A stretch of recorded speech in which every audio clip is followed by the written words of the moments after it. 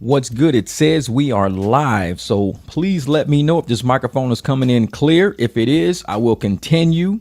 If not, I'm going to have to back out of it and reset because on my end, it sounds clean. It sounds very good on my end, but I don't know how it sounds on your end. Let me get me a little extra volume. Okay.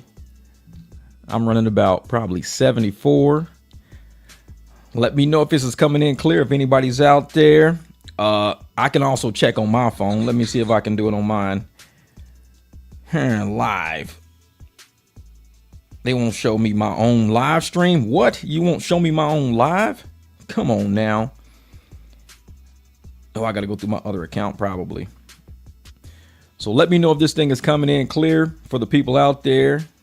I know it says there's 6 people watching. Oh, it's clear. All right. Sounds good. Sounds good. Thank you. Because like I said, I hate to start going and it comes in all crackly. Then I got to clean it up on the back end of administration. Man, Gilly, appreciate you, brother. This is my man Gilly right here who made me that nice thumbnail. Man, I appreciate that thumbnail, man. That was pretty nice. I said, I got to use that. My man. Appreciate it, brother. Appreciate it. What up, Bighorn Kev? What's good? What's good? Chatty Patty's in the building. Man, everybody's here. Okay, cool. My man AJ's here. I know it's been a long time. Well, I did a live stream a couple of weeks ago, but it's been pretty long since I've done one because I'm always busy. And this is a really busy season for us. Bighorn Kev knows about it. This is not waste management. This is Barrett Jackson week. So everybody who's into cars right now is out here.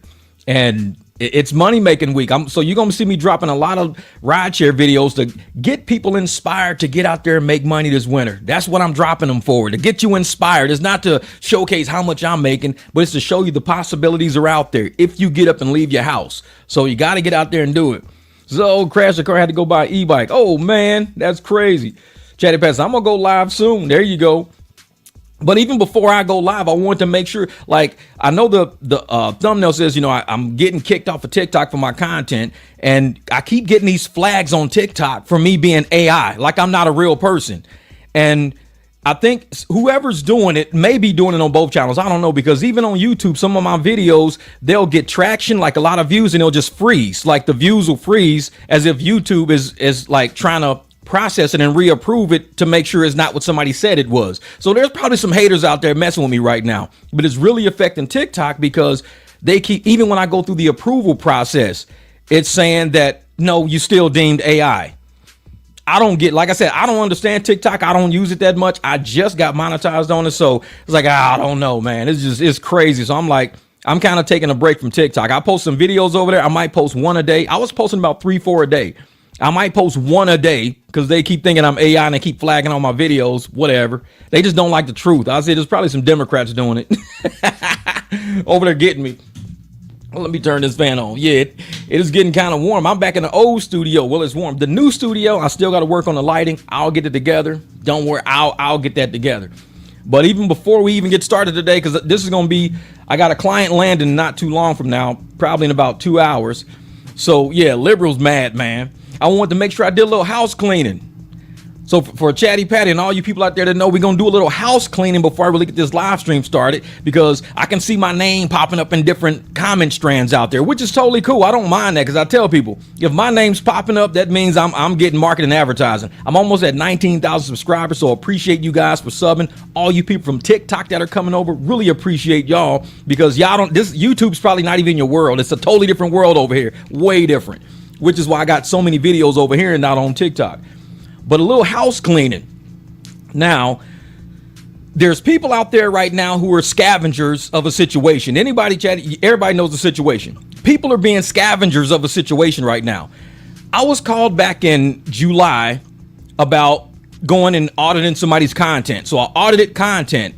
And it took me 2-3 months to audit the content, which is going back, watching, finding relevant videos out of all the videos they had, finding relevant videos to paint a picture of what was really going on.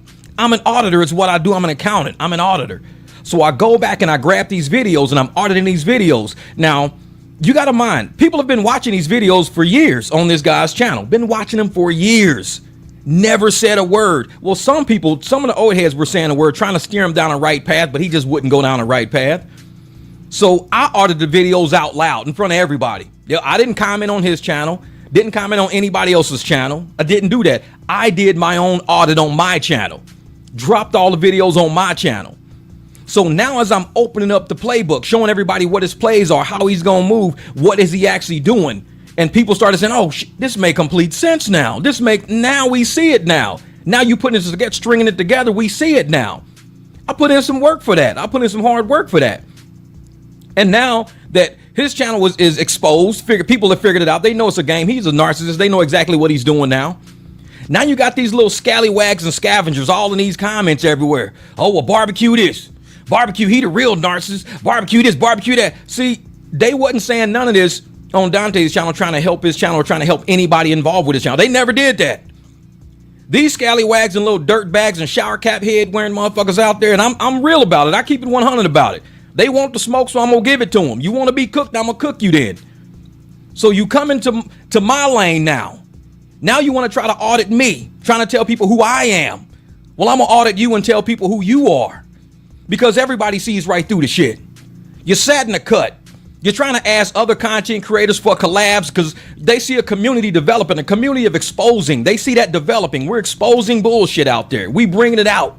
And they see that community coming together, supporting a woman who's going through something because they can clearly see it now in the videos. Have I been saying for a long time, this dude's a narcissist, man. He's trying to run this girl. He's doing this. And I put it all on the table. I did videos, put it all on the table. And now that people see it, and now that she's like, you know what? They don't even realize how many times she even left because he never told on his channel how many times she left. I know how many times she left. So I know the real. So she was fighting on her own behind the scenes, fighting on her own to get away from him behind the scenes. But he kept dragging her back in. And I'm exposing everything, showing everybody this is who this guy is. She finally, the light clicked. And she was like, you know what? This dude ain't going to change. He's not going to change. I just need to realize that, you know, he is what he is. I'm out. And once that happened, these same people, these scallywags, these little shower cap heads out there, oh, Jeff lying. Him, Hannah, and Dante working together just so they can get content. They lying. They just trying to make content for each other. Now, these same people are asking me to collab with me. The same people talking shit about me are asking to collab with me. And I'm like, I peep people out first. I'm a very patient person. I peep people out. So I'm watching how these people are moving in the YouTube streets, and I'm seeing what they do. I'm seeing comments over here, seeing comments over there, seeing them agree with these people, agree with those people, but then they behind my back. Oh, Jeff, we need to collab. We need to do some content together. I see what you're doing. We need to do some content together. I'm like, I'll do content next year. I'm not doing the collabs right now. I'll do that shit next year because it was 2025 when they were saying this. 2026 comes, everything's hitting the market now. Everybody sees what's going on out there now. These little scallywags, these scavengers, I call them vultures. They're little content vultures. They don't have nothing going on. So they like, oh man, he done figured it out. The girl's in a better place now. She's happier. She's doing good with her life and everything. No. I gotta agitate and irritate the situation because I need some content. I ain't got nothing. Ain't nobody working with me. Ain't nobody watching me. I need to let me go and shake things up a little bit. And these are people out there who have never been involved in a situation. I'm not talking about the big, like 6 creators who have always reviewed his content. Those people are totally fine. But there's these people who don't have anything to do with anything. They just attacking anything and everybody out there to try to gain some traction. They're trying to review situations they know nothing about. And for the people out there trying to say, oh yeah, well, you the one putting all the business out here. Let me tell you something. Dante put his own business out there. He put his own business out there. And I'm going to tell you how, because I reviewed his content to show y'all he put his own business out there. And they not even smart enough to see it. These people are slow. Now, for me to say this dude can't even get light bills in his name, it's a fact. This dude can't even get a truck in his name. It's a fact. How do we know this? Because he sat on video on his own channel asking his mom if she can get a payday loan so he can pay some bills. He sat on his own content in the bank asking if he can overdraw a bank account because he ain't got can I overdraw just to pay my rent? So this dude right here is telling you, oh, I might have to go claim bankruptcy. I got too many bad bills. My credit messed up. You know, this and that. I can't do nothing. This dude is telling you this. He is telling you this to your face. But yet these slow ass people out there ain't even hearing it. Then you see him drive up in this big ass truck, and I'm like, that's in Hannah's name. Oh, you telling all they business. You telling all they business. Oh, you said he can't get, oh, you telling all they business. He told his own business. What do you mean? He already told everybody. He's recording himself, asking people to take out loans in their name for him. He's recording himself saying that. Oh, that's his business. Oh, no, you out here telling all they business. I'm like, they're upset that I know so much and I ain't saying nothing. That's what they really upset about. That I know details that they don't know. Dante is telling you the details about his own credit. That's the only thing I've ever talked about was his credit situation. And because of that, they thinking, oh, he's telling all the business. No, see, you're slow. He already told his business already. You was just too slow to pay attention to it. He already told it already. He let everybody know he can't even get a payday loan in his damn name. He let everybody know that. And now these people are looking for content. They're looking for something to latch on to. Appreciate you, Chatty. They looking for something to latch on to. And they don't know what they can grab onto to be relevant in this situation that they're not relevant on. These people are not relevant. So because they try to come and attack me, well, look at Jeff putting all the business out there. But they never said what all the business is. Asked him, what all business did he put out there? Like I said, this is housekeeping right now. And I said I was done with the situation. And I can be done. I could walk away. I could do my political content. I could do my mechanic content. I could do my rideshare content. See, I got content I can walk away and do more of. They don't have nothing. This situation was the only reason why they even came to the internet, because their channel was dead. They getting 17 views on a video that's 3 months old. 17 views.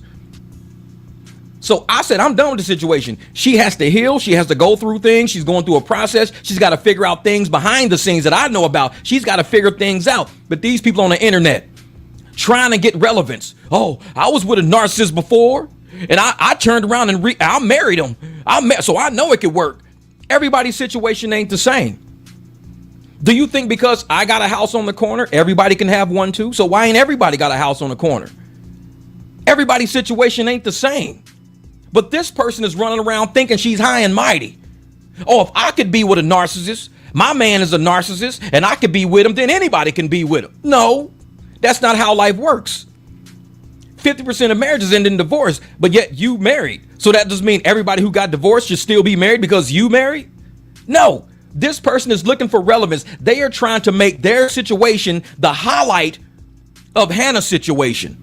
Nobody even asked you who you were, who you are, what you went through. Nobody cares about you like that. But she want to be cared about so bad. Maybe she don't get no attention at home, which is why she's trying to attach herself to Hannah's situation. Oh, well, you know, I was, you know, married to I had to work it out with my narcissist. Me and my narcissist. Nobody give a fuck. Nobody asked you. We talking about Hannah now. We worried about Hannah. This is who we came to the party for. So we helping her through a situation. We got her out of a situation. We helping her heal through a situation. And you run your raggedy shower cap hat ass right into the middle of everything. Oh, but what about me? What about me? I was married to a narc. I got with my narc. We work things out. Nobody give a fuck. Nobody ask you. So because nobody's making you important and talking about your shit, you can, well, barbecue, he not a specialist. Motherfucker, I'm not a specialist at nothing. I ain't a specialist at anything. I am not a specialist at being a parent, but I got a kid living in Japan, working as a contractor for the U.S. Department of Defense. I helped raise that kid. I'm not a specialist at nothing, but everything I do turns out to be special. I'm not a specialist at shit. Don't have to be. I don't got to be a certified ACME mechanic to build that big ass Jeep I got sitting outside, but I built that and I put that on YouTube as I'm building it. I don't got to be a specialist at, oh, he not a specialist. He's not a doctor. He ain't this motherfucker. I'm not a specialist at nothing. But everything I do turns out special. So that means my common sense is a high fucking level compared to your common sense. You don't even got common sense enough to know this dude got badass credit and can't take out a damn payday loan. But yet you want to sit, oh, he putting all his business out there. He putting all his business out there. What, did he got bad credit? They not getting divorced because he got bad credit. They got married when he had bad credit. So you can't sit there and go, well, that's why they got divorced. Because you're putting their business out there. That's why they got divorced. No, they didn't get divorced because Hannah got a light bill in her fucking name. That's not why they got divorced. The fact that they're getting divorced and the bills are still in her name, that's a problem. That's my whole thing. The fact that they're getting divorced and this dude don't even have the courage to say, hey, you know what? You take the truck back. It's in your name. This is your shit. It's under your liability. If anything happens to this truck, that's under your name. It's under you now. But to be riding around in somebody else's shit, knowing you got bad credit because you said it all on your videos, knowing you can't even afford nothing at that level because you done already said it in your videos. So don't be like, well, Jeff putting out his business out there. He already put it out there. You just wasn't smart enough to catch it. You slow. And so I'm sitting there like, get his girl her shit back. And I'm talking to him specifically because I don't post on his channel. But I know he sees other people's channels. So I let him know. We know what's up. Get that girl truck back. Because if something happens to it, if that little raggedy girl you got riding around in it now end up wrecking that damn truck, whose name is that on? Whose liability is that on? That's on Hannah now. She the one that got to go to court now for some shit she ain't even involved in. She got to go, because somebody ran a red light and smacked her with a big ass Dodge Ram. They got her name on. See, that's a lot of liability. Driving around on Hannah's name right now. That's some serious shit. That's not why they got divorced, though. They bought that truck while they were married as a husband and wife. They didn't get divorced because of that truck. All these raggedy motherfuckers out there, these little dish rag motherfuckers. Oh, no. See, you putting their business out there so much that they going to get divorced. I'm like, you really want me to tell their business? And I won't. That's the thing. I won't say shit because it ain't for me to say. But if Hannah wants to talk about it, she could talk about what happened in their marriage. She could talk about that. It's not my place to talk about what happened in their marriage. Not my place to. If Hannah want to do a live stream and shed a few tears and let people know she's hurting, that she's got a real heart, that she actually did love, she wasn't faking it, she wasn't doing it for content, that's Hannah. I don't have to sit there and tell her, well, you need to be crying, Hannah. No, she does it how she's going to heal in her own way. But yet you got these ragged ass people out there telling her, well, you need to say this, Hannah. She don't need to say shit. You need to tell us this. She don't need to tell you shit. You looking for content. I know what you're doing. You don't need to talk to Barbecue. Barbecue 50 years old. Yeah, and I know shit at this age too. I know well enough to know what to do and what not to. I am an elder of the community. I am the wise one. So when she talks to the wise one and not your fucking shower curtain rag ass head, she ain't talking to you about shit because what you gonna do? Get content. I told her, do this on your own. Take your time. Come back to YouTube when you're ready. Don't worry about it. Everything we discuss is on us. Don't even worry about it. Y'all don't even know what we discussed. We could have discussed what size shoes the motherfucker wear. Y'all don't know because I didn't tell y'all what we discussed. But they assuming that we discussed something very, very intricate and detailed because that's what they want to know. Something intricate and detailed. Ooh, you told all your business. You told all your business to Barbecue. You don't know what she told me because I ain't told you what she told me. There's shit, I guarantee there's shit about that marriage she never told me. I know there's things she never told me, but it's not my business to ask her. She talked to me out of comfort, and the things she told me were comfortable things. There's some things that might not be comfortable that she won't tell me about, but I wouldn't know about it because she didn't tell me about it. But yet these people think I know everything. Jeff knows everything about their marriage like he was there every single day, 365, 24/7. She told him everything. No, she didn't. There's things that she ain't ready to talk about yet, and I know that. I've been through situations before. There are things people don't want to bring out. Things they don't want to tell nobody. They don't even want to talk about it to the person that talk about it. So they say, you know what?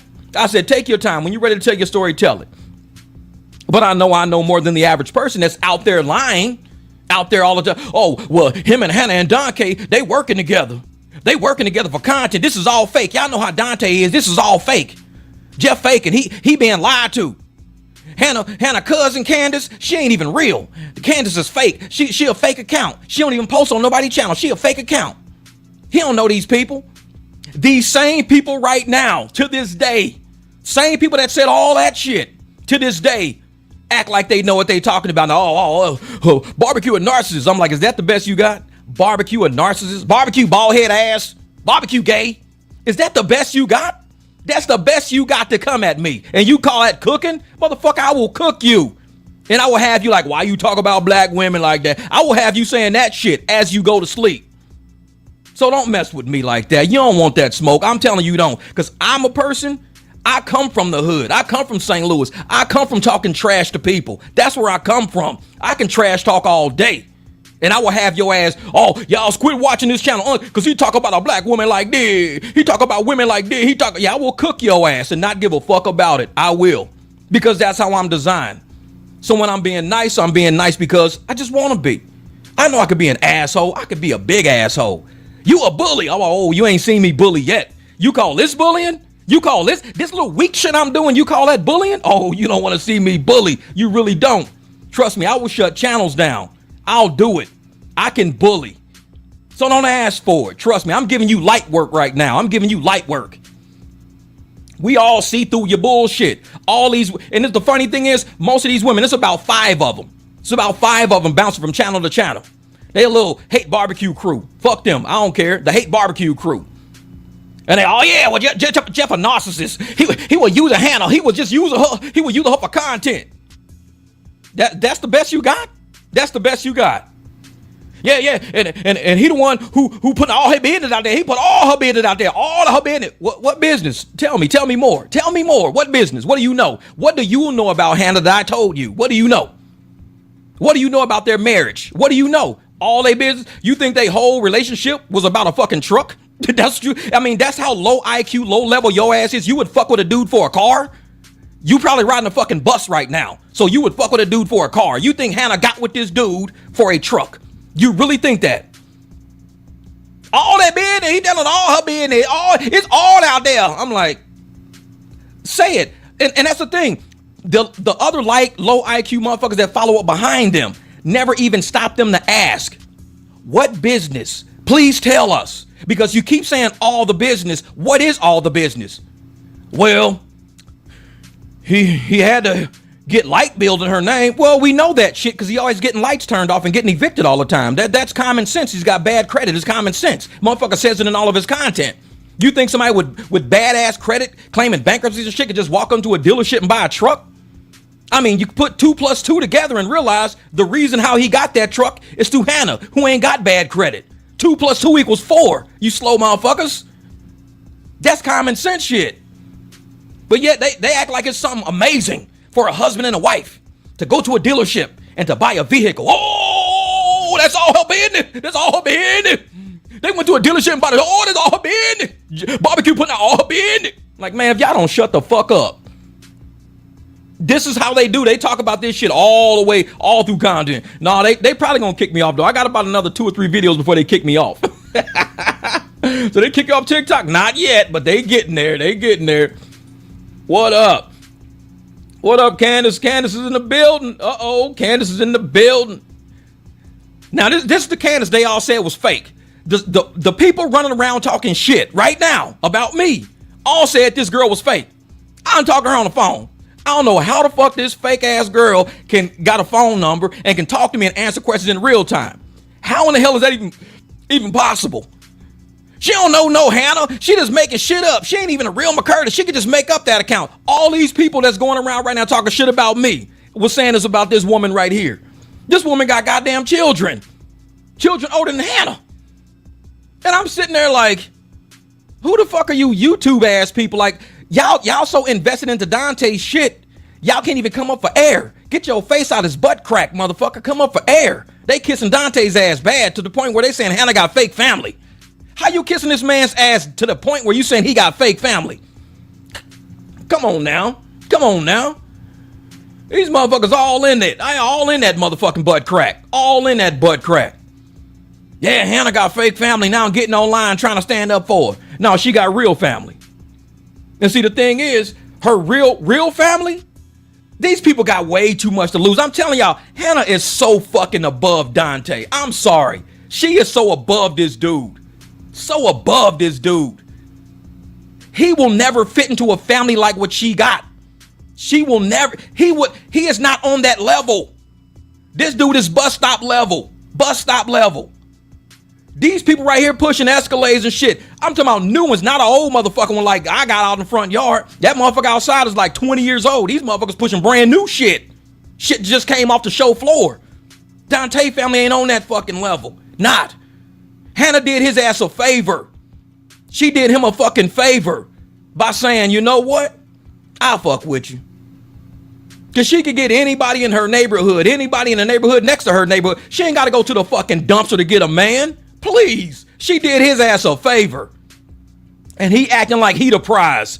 The prize of what? You can't even get a fucking light bill in your name. The prize of what? What grown ass man can't get a light bill in his name? You grown. And you can't call a power company saying, hey, I need to get lights in this place I'm moving into. Is your name on the lease? No, it's in somebody else's name. Well, can you have that person call? Who are you? Dante, London. Oh, motherfucker, you already owe us $676. You can't get no light bill. No, hell no.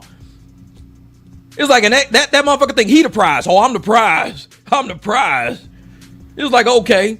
And all these dusties running around chasing behind his ass right now, trying to talk shit about me. Trust me, you don't want that smoke. You don't. Because we done already peeped y'all ass out. We know y'all a bunch of scavengers. Y'all picking up trash. It's like after the trash truck come and he dumped the trash, and then when they put the trash back on the ground and all the shit falls on the ground around it, the trash truck drive off, but he leave all the McDonald's wrappers and shit and the Burger King wrappers with extra cheese laying on the ground. These motherfuckers is those birds eating that shit. They a bunch of dusty ass birds eating the cheese off of Burger King wrappers. Talking about, oh yeah, well, barbecue, he all that. What are you talking about? We sitting here dealing with Hannah Hilling. We ain't even making this content no more. I don't even put Dante shit on my channel no more. I don't even talk about his ass no more. We are letting Hannah spread her rings and do her thing and not put bullshit in her face because she's going through a real situation right now. So we are not on my channel discussing that. Not.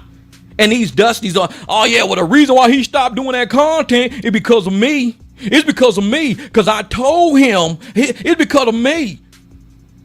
That's how you could tell these dusties. I done blocked him off my channel already.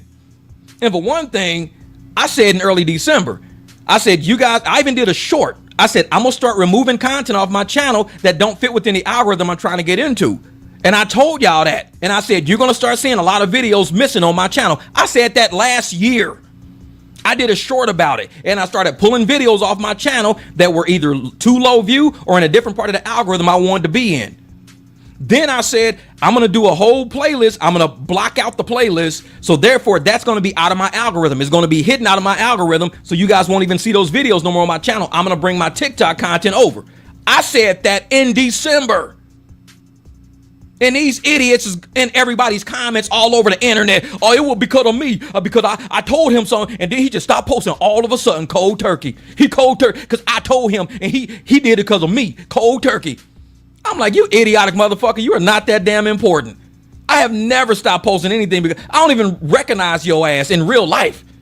Like you internet shit. I don't even recognize you in real life.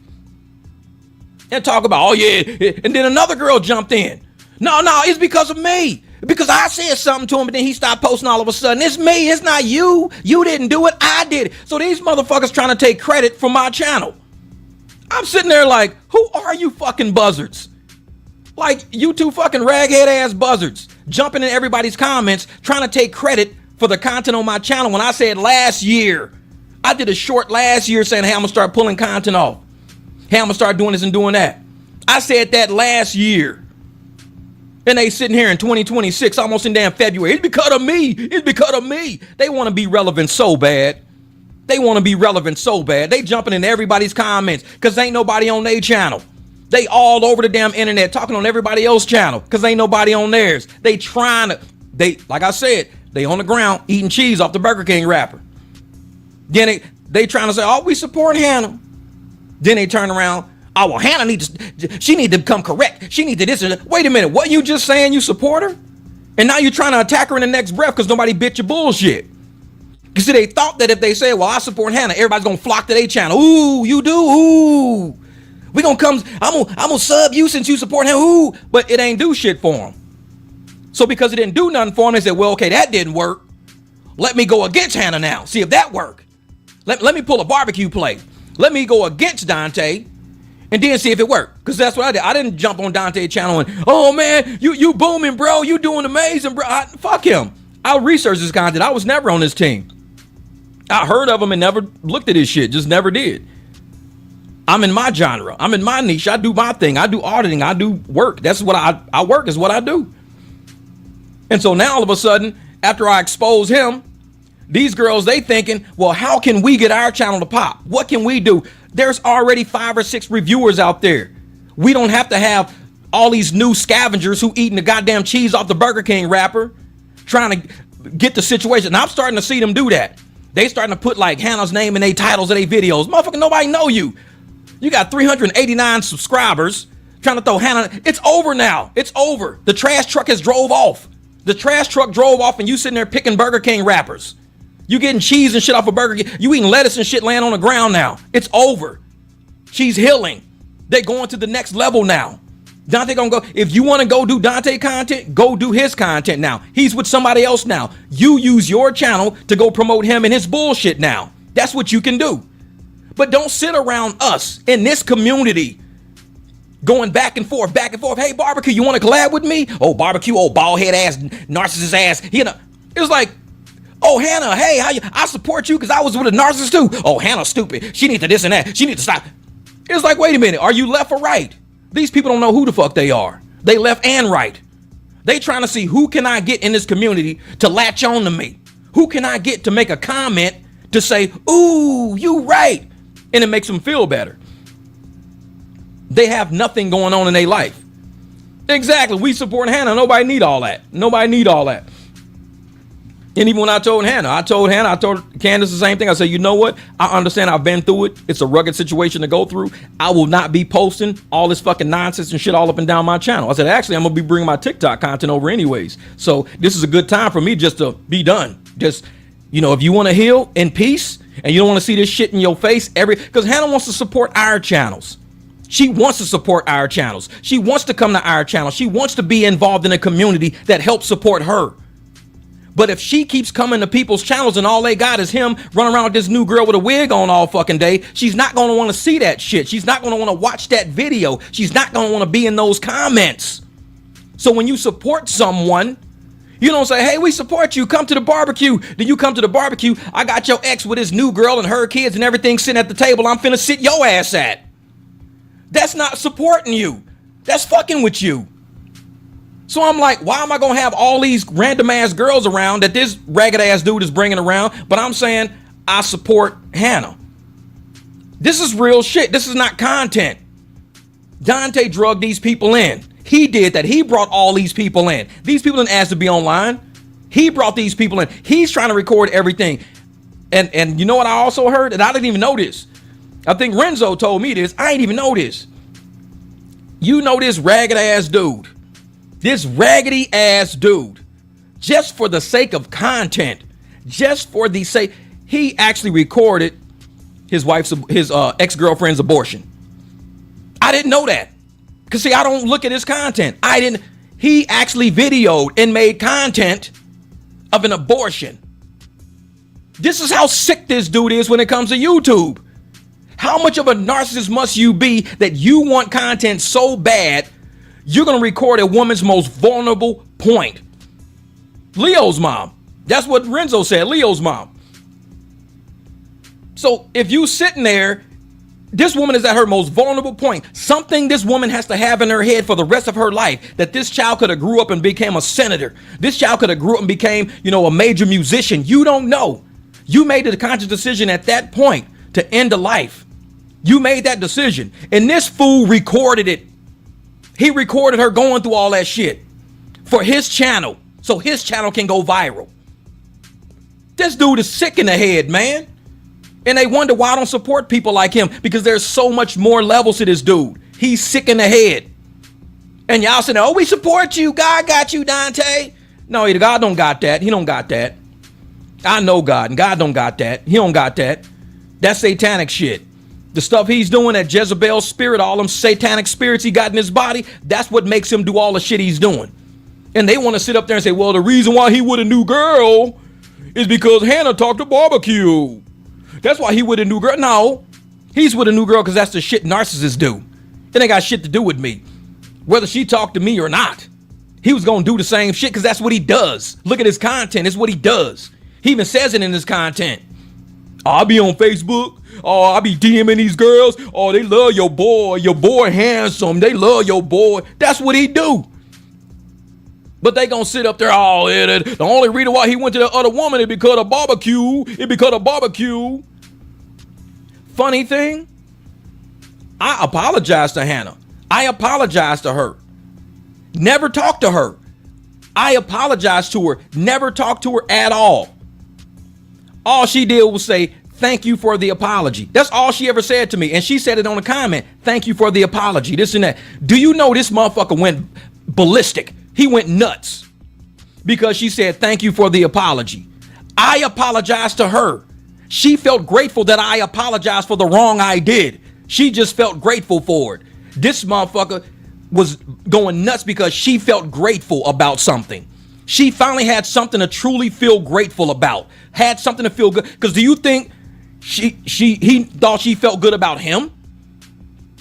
If she felt good about him, they wouldn't have split up 4-5 fucking times. He know he is the reason for their fuck ups. He knows that. He even said it on video. Oh yeah, I was gonna get back with Leo mom. I was talking good too. I told her I could change. I could control my anger now. He said that on his video. I said I could control my anger now. I'm better now. I could control it. He said that on his video. So don't put that shit on me. Oh, they only splitting because Barbecue apologized and she was grateful for the apology because I hadn't even talked to her yet. So how the hell I apologize to somebody, they grateful for the apology, and this motherfucker mad that he should have been, okay, cool, he apologized. I'm glad he apologized because, baby, you deserve that. That's what a real man would have said. You deserve that. You deserve that apology. He do need to apologize to you. No, what did he say? You not standing up for me. You need to defend your husband. Why can't you defend your husband? You need to stand up for me. And he say that shit in every little comment he make on channels. What does he say? You never stood up for your husband. She is a woman. She does not have to stand up for your raggedy ass, you little fucking skinny, puny motherfucker. She don't got to stand up for you. She needs to stand up for herself. You need to stand up for her, and you need to stand up for yourself. You are the man in the situation. A man does not have to be, oh, my woman gonna protect me. My woman gonna stand up for me. What kind of a bitch are you? My woman will never have to stand up for me. I stand up for myself and for her and for the family. I don't sit around crying and shit. You didn't stand up for me. You didn't stand up for me. If my woman is somewhere and somebody talking shit and she come back and tell me, hey, this dude over here talking all shit about you, babe. He talking all shit. I'll be like, who? Show me. I ain't gonna be like, did you stand up for me? Did you stand up for me though? I know he talking shit, but did you stand up for me? Oh, you didn't stand up for me? Wait a minute, you didn't stand up? Fuck no, she didn't stand up for you against a man. Why should she stand up against you against a man? You a fucking man. You stand up for yourself and his weak ass. And that's why I'm glad she not with his old weak ass, because any man right there, any man that says, you ain't stand up for me. If you don't stand up for me, I can't be with you because you're not standing up for me. Let's go sit your weak ass down somewhere. And everybody out there who promoted that nonsense, y'all weak asses too. Y'all don't even understand what a man is. Y'all probably wasn't even raised by a man. I wish my mom would come on with my dad going, you know what? Your mama didn't stand up for me today. Somebody was talking shit about me at the basketball park, and your mama didn't even stand up for me. All my mom got to say is, hey, these dudes talking shit about you at the park. That's all she need to say. She keeping 100 with you. Hey, these dudes talking. Then you go down, you get your boys, and y'all go to the park. Either y'all squab it out, or y'all shoot it out. Like, hey, let's shoot some hoops then. Let's do this. Let's do that. If you want to talk shit about my game, motherfucker, ball up, check in. That's what you do. You don't sit there and question your woman. Did you stand up for me though? Did you stand up for me? That's how I'm telling you. He a feminine ass man. This dude is so fucking feminine. I ain't never heard a man say, did you stand up for me though? Did you stand up for me? Did you defend me? Did you defend me? No.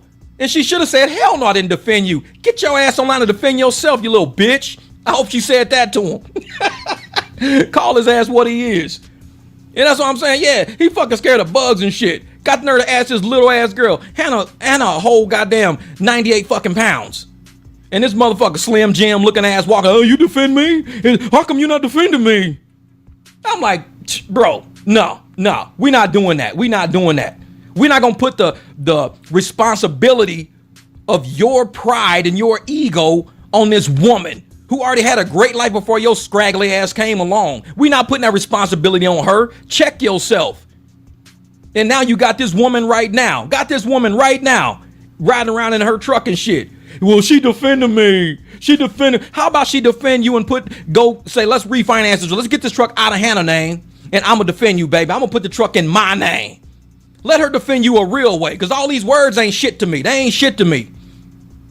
If you really want to prove Dante your new man, Dante the love of your life, that God sent you, if you want to prove that shit, get that girl truck back. Go get this dude a truck. Y'all two together, go get your own shit. Go get your own shit. Quit living on somebody else's shit. Go get your own shit.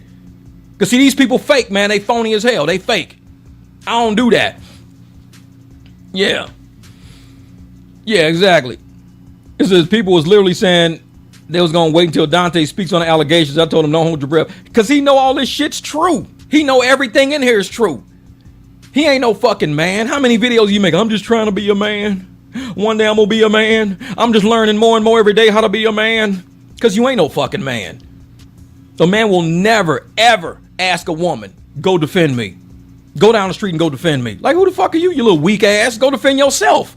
Motherfucker, you got a phone. Chat back with these motherfuckers. You got a phone. Make a video of your damn self. You got a phone. The hell, I'm your wife. And you telling me to go defend you? Please. And the thing is, the reason why, just like I said, he got an anger problem. Everybody knows that. If you do not know Dante has an anger problem right now on January the 18th, 2026, you are a slow motherfucker. He done said it how many times? He done said how many times he needs help for his anger. He done said how many times he keeps flipping off for no reason. He said that how many times?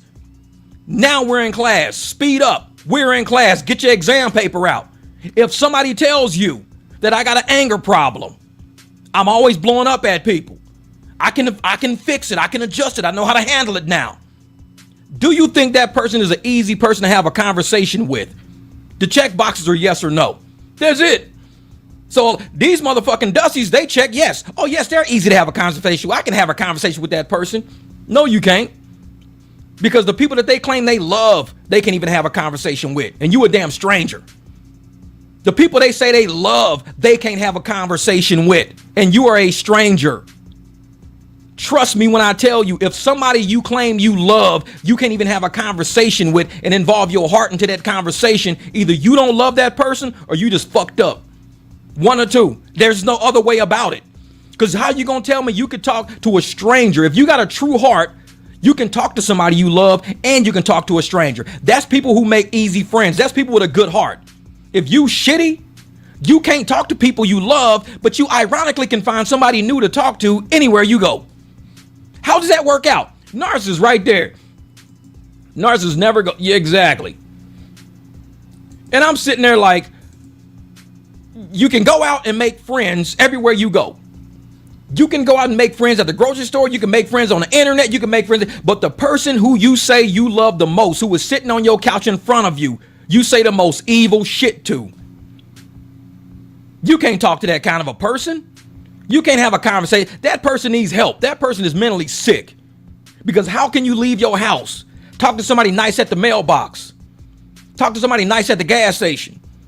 Talk to somebody nice at the grocery store. But then you walk in your house and say some of the most heinous shit you've ever said in your life just to hurt that person. Because hurt people hurt people. His ass is so hurt in his own soul because he know he can't measure up to Hannah. He can't measure up to her. And that shit hurts him in his soul to where he tries to bring her down. Oh, I'm the content. They here to see me. My name, Dante London. Motherfucker, double dipping ass, motherfucker. My name, Dante London. Motherfucker, I'm the content. And I'm sitting there like, why you trying to hurt that girl? If you claim you love that girl, why you trying to hurt that girl? Because anybody I claim to love, I'm not going to hurt them. I'm not. I even got love for my son's moms all the time. That's why I don't bother them. You can ask any of my sons. I got two sons' moms. Ask either one. Does Jeff bother you? They'd be like, hell no. Actually, I hope he texts me tomorrow. Because usually when I text, it's good shit. I don't bring him no bad shit. I know my one son that used to live here with me. This is his room right here. He chose to live with his mom. I still send her money. I'm not on no fucking child support. He's old as hell. But I send her money because he needs to get a fucking job, first off. And we've been on his ass heavy about that. But two, she got to feed this kid. So I send her money. She don't ask me for no money. She has never asked me for a dime, ever. And I send her money just because she don't ask me. That's because I got love for her. Love my son. She loves my son to the best of her ability. I love my son to the best of my ability. We do what we can do. So therefore, I extend that love to her. I don't got to talk down on her to make myself feel better. Oh, I'm Jeff Watts. Motherfucker, that's my son. I'm going to talk shit about you so everybody know that's my son. No. We raise I had the kid together. You don't gotta ask me for nothing. I already know. We both share custody back and forth. We both know. So I say, here you go. Here you go. Shit, here's a little money. Hope it works, helps out. I mean, even if I send her $100, it's $100. I mean, it's a full tank of gas you ain't got to worry about now. Plus a little extra, you know, get some stuff at the grocery store on the way back home. Little shit helps like that. Little shit helps like that. So you don't be nice to everybody in public, but then you hurt the one you claim you love the most. That shit don't make no sense. That's self-hate.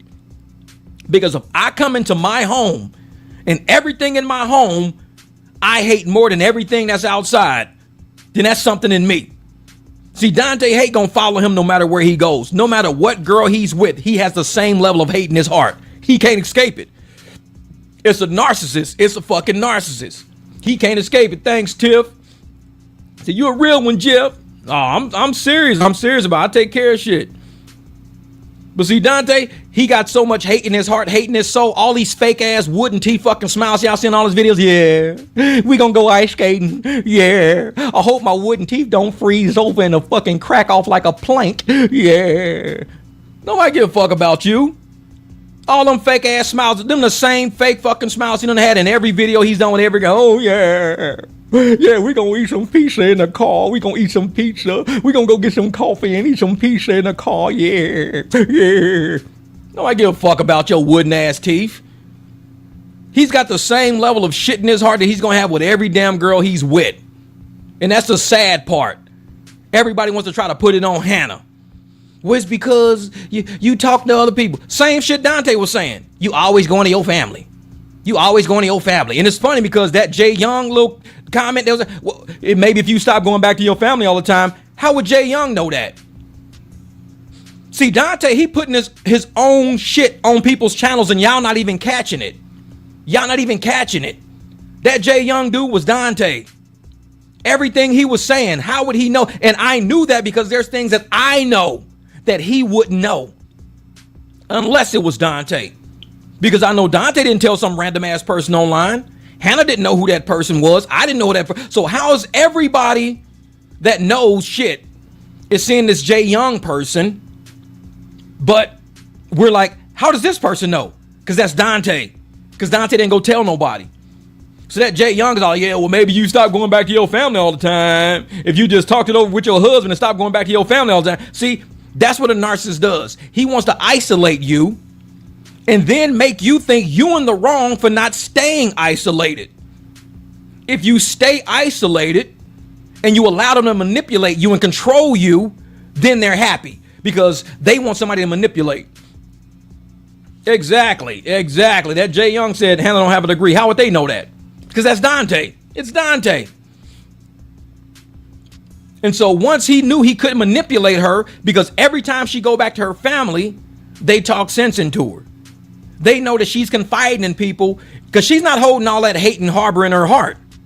See, Dante does that. That's why he don't talk to none of his family, because he harbors a lot of hate. He harbors a lot of animosity in his heart. He don't talk to his family. He holds all that into himself. Then he finds a little victim out there and he just unleashes all that rage on that person. And that person's like, damn, that's why this shit don't bother me that he was with some other girl. That shit don't, because she's going to find out who he is. This motherfucker didn't change overnight to all of a sudden be, oh, I'm a lover boy. I'm a husband. I'm husband material. Oh, I'm going to have kids with you. And I'm going to get you some wooden teeth too. We're going to be the wooden Pinocchio family. No, I don't believe it. None of that shit. It's all fucking fake. He's going to turn out to be exactly who he is. And once it happens, she going to be online. She going to be online next. I can't believe that he was like that. Can y'all give me some support? Nope. Should have researched him. Not our problem. There's a lot of channels out there telling you about this dude. He bullshitting you online and you just took the time to fuck with him. That's on you. We don't got heart for every fucking dusty he drag along. Nope. We saw that Hannah was way above his pay grade. We all knew that. And we said, we need to save somebody. Because this dude is taking this girl down a very dangerous path of life. She even knew it. Where's she at right now? Doing much better. And what's Dante doing? And see, the one thing I like about Hannah, actually I love about Hannah, because she's more like family to me now. The one thing I love about that girl is she's not scared to be vulnerable. She's real. For her to say, you know what? I still do love. I'm not in love with him. I still do love him, and I hope he does better. That is a very mature, strong thing to say about somebody who did you dirty and is currently doing you dirty. That is a strong thing to say. That tells you about the quality of person she is and the trash Dante is. He is a dumpster diver. He is trash. Dude's whole family is trash. For them to sit there and never check on Hannah. Hannah was married into their family. Never check on Hannah. But yet they clicking on some random ass girl video at Dave and Buster's. Oh, such a lovely couple. Oh. His whole family is fucking trash. Because Hannah can stand above all of that shit. None of them people dealing with it. And she can say, you know what? I still do love him. I hope for the best for him. I hope he gets help. I hope he turns out to be a better man. For her to say that shows she was raised by somebody right. She was raised in a good family. She ain't like them trash ass people. Because most people will be like, oh, you motherfucker, I'm this, I'm that. Be all trash online, all trash. No respect, no respect. And his family is enablers, man. And see, the thing is also to sit up there and to sit with a married man in another woman's vehicle and to say what we doing ain't wrong. Google it, and videotape yourself Googling it to let everybody know what we doing ain't wrong. Bitch, you are sitting in somebody else's truck right now with a married man who ain't got no heart for you. This is all for content, you idiot. Google it and record it on video, and she's sitting in the truck like, yeah, straight ratchet, straight fucking ratchet, no class at all, no class. And I'm like, if that was my mom, because she's apparently got a kid, if that was my mom and I saw my mom running around with some married fucking man, driving around in her fucking shit, sitting there saying, oh yeah, I could be with you. I'll be like, Mom, you could do better. There's men out there who got good credit, who deserve a good woman, who probably have a good home. You deserve better than that trash you sit next to. This dude is trash. And if that's the level you put yourself on, that makes you trash. Hannah ain't trash. She gonna level up in a major way. I think she's already leveled up just by being single and knowing all of this nonsense is going, and she ain't got to worry about it. She don't got to worry about it. So I'm like, yeah. Is it crazy how they move on so fast, then try to brag about it? Yeah, exactly. And the thing is, Josh, they try to brag about it like it's a flex. Yeah, I already got me another woman already, motherfucker. It's not like you get a car repossessed and then you get another car the next day. It's not like you lose a job and then you find a job the next day. A marriage is of the heart. Your heart don't turn off on Tuesday and it's back on Wednesday on somebody else. A marriage is about heart, real life. But a narcissist don't have heart. They don't got that. Everything is up here for them. It's all mental problems. They got mental, and they sit around all day. Oh yeah, if I lose a job, I can just get another job. I'm gonna go to a job. I'm gonna quit this job and get that job. I'm gonna get fired from this job and get the job. Look at it. I'm gonna get rid of this girl, get that girl. No, it don't work like that in true relationships. It don't work like that in true marriages. If you start bouncing from person to person, and then it ain't about the person. It's about you and the attention you're looking for, the ego you trying to boost. And everybody else is like, bro, that's really not a flex. It just shows us who you are. It ain't got shit to do with them. It's you. And any woman who links with you knowing how you are makes her trash too. Because there ain't no woman out there I know, especially when I was married, that would be like, oh yeah, Jeff, let's get together. Because I don't hang with women like that. I don't hang with trash like that. I mean, why would I be running around with women who want to break up my damn marriage? I'm like, what am I going to get out of it? Now I got to go sit with these people, family, and be like, oh yeah, how'd y'all meet? Well, actually, I was married when I met her and I cheated with her. And now we're together and I'm with y'all at Thanksgiving now. Everybody at the table going to be like, is he serious or he fucking with us? No, he's serious. He was married and we cheated on him. His wife didn't even know. We was like cheating, going to hotels and shit. She didn't even know. And I was riding around in her fucking car. I slept in her bed. She didn't even know. And now I got him. We're at Thanksgiving together. We're in love. It's like, yeah, right. That's the dumbest shit I ever heard. But there's that dude. And I'm sitting there like, that shit is not a flex. It's not a flex. But he's stupid enough to record it. And for me, that's why I went back in all of his videos to show y'all exactly who this dude was. Yeah, exactly. So concerned about doing family content. But he ain't no family man. First off, he ain't a man. You can't be a family man without even being a fucking man. You could be a dude. You can be a dude in the family, a dude with some kids, but you ain't a man yet. Because a man knows his job. A man has discipline. We have a lot of men out there who think they're men, but they have no discipline.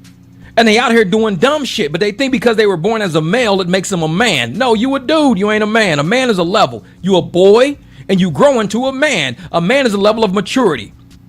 Don't think, oh, I'm 18 now, so that makes me a man. No, 18 means you're legal to sign a fucking contract. It don't make you a man. You're just 18. 21 means you're legal enough to drink. That's all that means. 25 means your insurance rates might go down a little bit. None of these levels make you a man. What makes you a man is who you are as a being. That makes you a man. And some of these dudes is females. Dante, he's a female. He moves like a female. He acts like a female. And I'm sitting there listening to all the shit that him and these girls be saying. I'm like, Hannah seriously dodged a bullet. And I'm, like I said, Hannah deserves a lot better. I am proud of her for standing her ground, for having the courage to say, you know what? I can move forward in my life with the circle of people around me.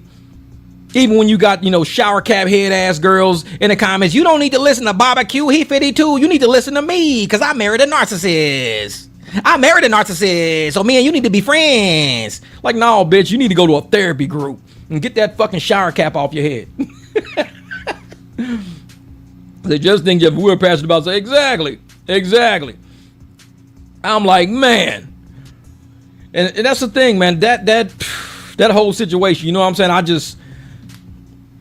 I'm really glad that the channels out there who are calling these people out for who they are really doing. Chatty Patty especially, calling people out for who they are. Do it. Renzo, LZ Heartbreak, calling people out for who they are. Y'all see him out there in these YouTube streets, man. Say Dante hasn't been married a solid 6 months. He is sad. Oh yeah, that's what they do. They change relationships. Candace, you already know it. Because to them, it's a flex. Like, oh, I ain't need you anyway. Look at who I got. This girl think I'm the shit. You don't think nothing about me, but she thinks I'm amazing. She thinks God sent me. Ha, got you. Ha ha. You don't think God sent me. You think I'm trash. She says that I'm an angel. This girl loves me, so I'm with her now. You still fucking trash until she figures out who you are. It's like, it don't change nothing. Everybody knows who you are. You can't keep bouncing from girl to girl. That's all narcissistic. That's all internal narcissists. Well, she likes me. She says that she falling for me. She said that I'm handsome, I'm cute. So I got her now. Ha ha. See, I was only single for 3 days. You thought I was gonna be single forever, huh? Ha ha ha. 3 days. That's all it took. 3 days, and look what God sent me. God got me. God got you. It's like, yeah, right. Fucking narcissist. That proves you ain't got no heart, period.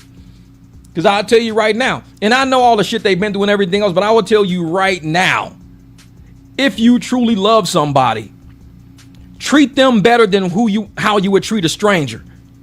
When you say thank you to somebody for opening the door at the store, thank you. Say the same shit to the person you love. Thank you every day. When they pull your chair out, thank you. They open the door, thank you. Don't think they're entitled to that shit. Nobody's entitled to doing nothing nice for you, because you can end up with a fucking Dante, a shitty person. You can end up with that kind of shit. So when you end up with somebody who truly loves you and appreciates you and respects you, treat them better than the strangers outside. When you end up with somebody like a Hannah, a true God-fearing woman, treat her with respect. Don't treat her like she's weak.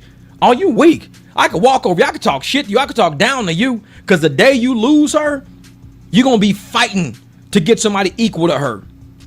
He got a little dirty ass fucking girl in the car right now that can't even go get her own vehicle. She can't go sign on something for him.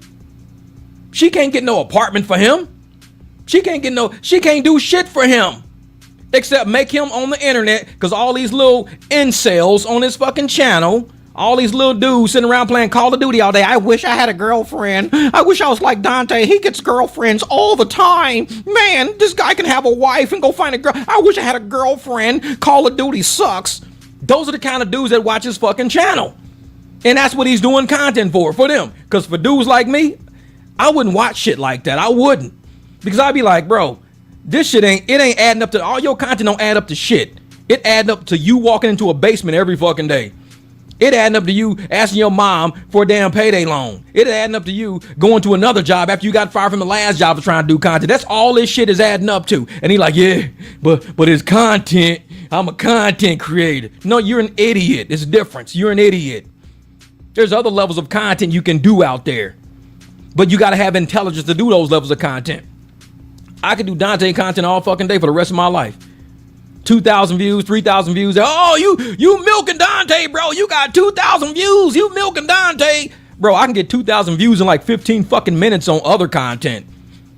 I can get 2,000 views in 6 months on Dante content, but I can get 2,000 in 15 minutes on other content. So why would I waste my time? We came in, we had a job to do. We exposed the person we were supposed to expose, and we left. And the funny thing is, even before I started auditing his content, he had already did videos where Hannah left him and wrote him a letter. So don't think, well, when you started auditing him, Hannah left him. I didn't start the audit till August of 2025. The video of Hannah leaving him and writing him a letter already happened already. So don't try to think, oh man, you know what? It's because of your content. That's why she left, bro. How fucking slow are you? I didn't start auditing until August 2025. They was already having problems. I was auditing content where they was fighting in cars and she was talking about fights. Oh, you could be really mean when you say some things. You could be really mean. That was in videos I was auditing. She was saying, oh, you could be real mean when you say some things. You could be a lot nicer when you say things. She said that. I didn't make her say that because I wasn't even auditing the content at that time. But these people are slow as shit. Oh, it's because of your video. No, my video showed you who he truly was. She already knew who he was. So if she already knew who he was and they was already having fights before I even started auditing the content, ain't none of this shit because of me. I'm just the one that helped you see. So don't sit there and, oh, yeah. You know, it's because of barbecue. Barbecue the one who did all of this. No, his ass should have got fucking help a long time ago. He should have went to therapy a long time ago. His family should have put him on medication a long time ago. Then he would have never came across my radar. Like I said, you got all these fucking scavengers out there right now. Oh, yeah. This is not Thanksgiving. Yeah. And I'm telling you, man, that's the thing. I hope everybody who was in the Dante sphere out there, you know, commenting and doing reviews and everything else, make sure you have a purpose behind it. Talking about it just for the sake of talking about it. That's why I started doing the narcissist content, because a lot of people, even Dr. Ramani said, a lot of people don't even understand the realm of narcissism. It's a very new study right now. It's a scientific study right now. Because like I said, mental health is a big problem. And we got a lot of people out there that got mental health problems and they don't even know why. Because they're probably narcissists, and people think, I don't know why they do that like this. I don't know why he already got a new girlfriend, man. He be like in love and everything. Next thing you know, he in love with this girl. Next thing you know, he in love and moving in with this girl. Next thing you know, he in love having kids with this girl. That's a narcissist. He's looking for a supply. You can easily use your brain, put two and two together. This dude probably didn't love none of them. Man, so Jeff, you had a daughter. I'm sure Dante would have ran off day one meeting you and asked permission to marry your daughter. Man, if I had a daughter and she ever fucking brought a guy around me, ever, I don't care. Even if it's a step, if I meet a woman and she got daughters and she's like, hey, you know, Amy's bringing a guy over tonight. I said, hey, come meet her stepdad. I'm going to be like, tell him to wear some garage clothes. Tell him to wear some pants he don't give a fuck about, shirt he don't give a fuck about, some shoes he don't give a fuck about. Do not dress up and come to my house. We finna do an oil change and a brake job, and I also gonna put some fucking 4-inch springs on the front of this Jeep. We doing a lift kit on this Jeep. What? If I'm gonna meet him, we're gonna have a conversation, but I'm not gonna sit on the couch and he waste my fucking time. No. Wear some clothes you can work in. Come to my house. We gonna chat while we work. I'm not gonna sit in the fucking chair drinking a goddamn coffee. So tell me about yourself, Joshua. The fuck? No, Joshua, wear some work clothes. Come on over. Tell her and her mom gonna be in the house cooking or whatever the fuck they gonna be doing. We gonna be in the garage. I don't care. Well, I don't really work on cars. You might not want to be with her then, because y'all gonna have a whole bunch of goddamn mechanic bills on vehicles you plan on buying, and you ain't gonna have my daughter in some broke ass environment because you can't put brakes on a car. Brakes cost $800. No, you ain't. You nah. No. It's like shit. It's like, man. Well, the 80% are narcissists, 90% could just be gone. Yeah, exactly. Man. Oh, I'm serious. If I had a damn daughter, stepdaughter, something like that, shit. Shit, motherfucker, you coming to my house to meet me, but you gonna meet me, and I'm gonna meet you. We gonna meet each other. Motherfucker, you ain't gonna say, yeah, I met her dad. What's he doing? Well, he was sitting in a nice suit with a tie on. He had a cup of coffee. His name is Jeff, and he does podcasts. He's the coolest guy. No. You gonna be like, yeah, I met her dad. I walked up, this motherfucker had oil down his face looking like war paint. His ass had tools all laying in the ground. The car was leaning sideways on jack stands and shit, and he telling me, grab me a 10 millimeter. And I was like, what's a 10 millimeter? Oh, if you don't know what a 10 millimeter is, you can fuck off my property right now. You grab me a 10 and you got to get out of here. It's like, shit. Don't come to my house talking about I'm here to be with your daughter. What kind of man are you? Are you a man that's gonna have to call a man to get the job done, or are you the man to get the job done? I need to know what kind of man are you. It's like if you say, well, I'm the man that's gonna get the job done. Cool, then we're gonna go in here. We're gonna put some new plumbing in this bathroom we got because I always wanted new plumbing. Come with me to Home Depot. We're gonna roll to Home Depot. We picking up plumbing supplies. We putting all new pipes in. Your dad really did that. He really gonna make me work the first time he meet me.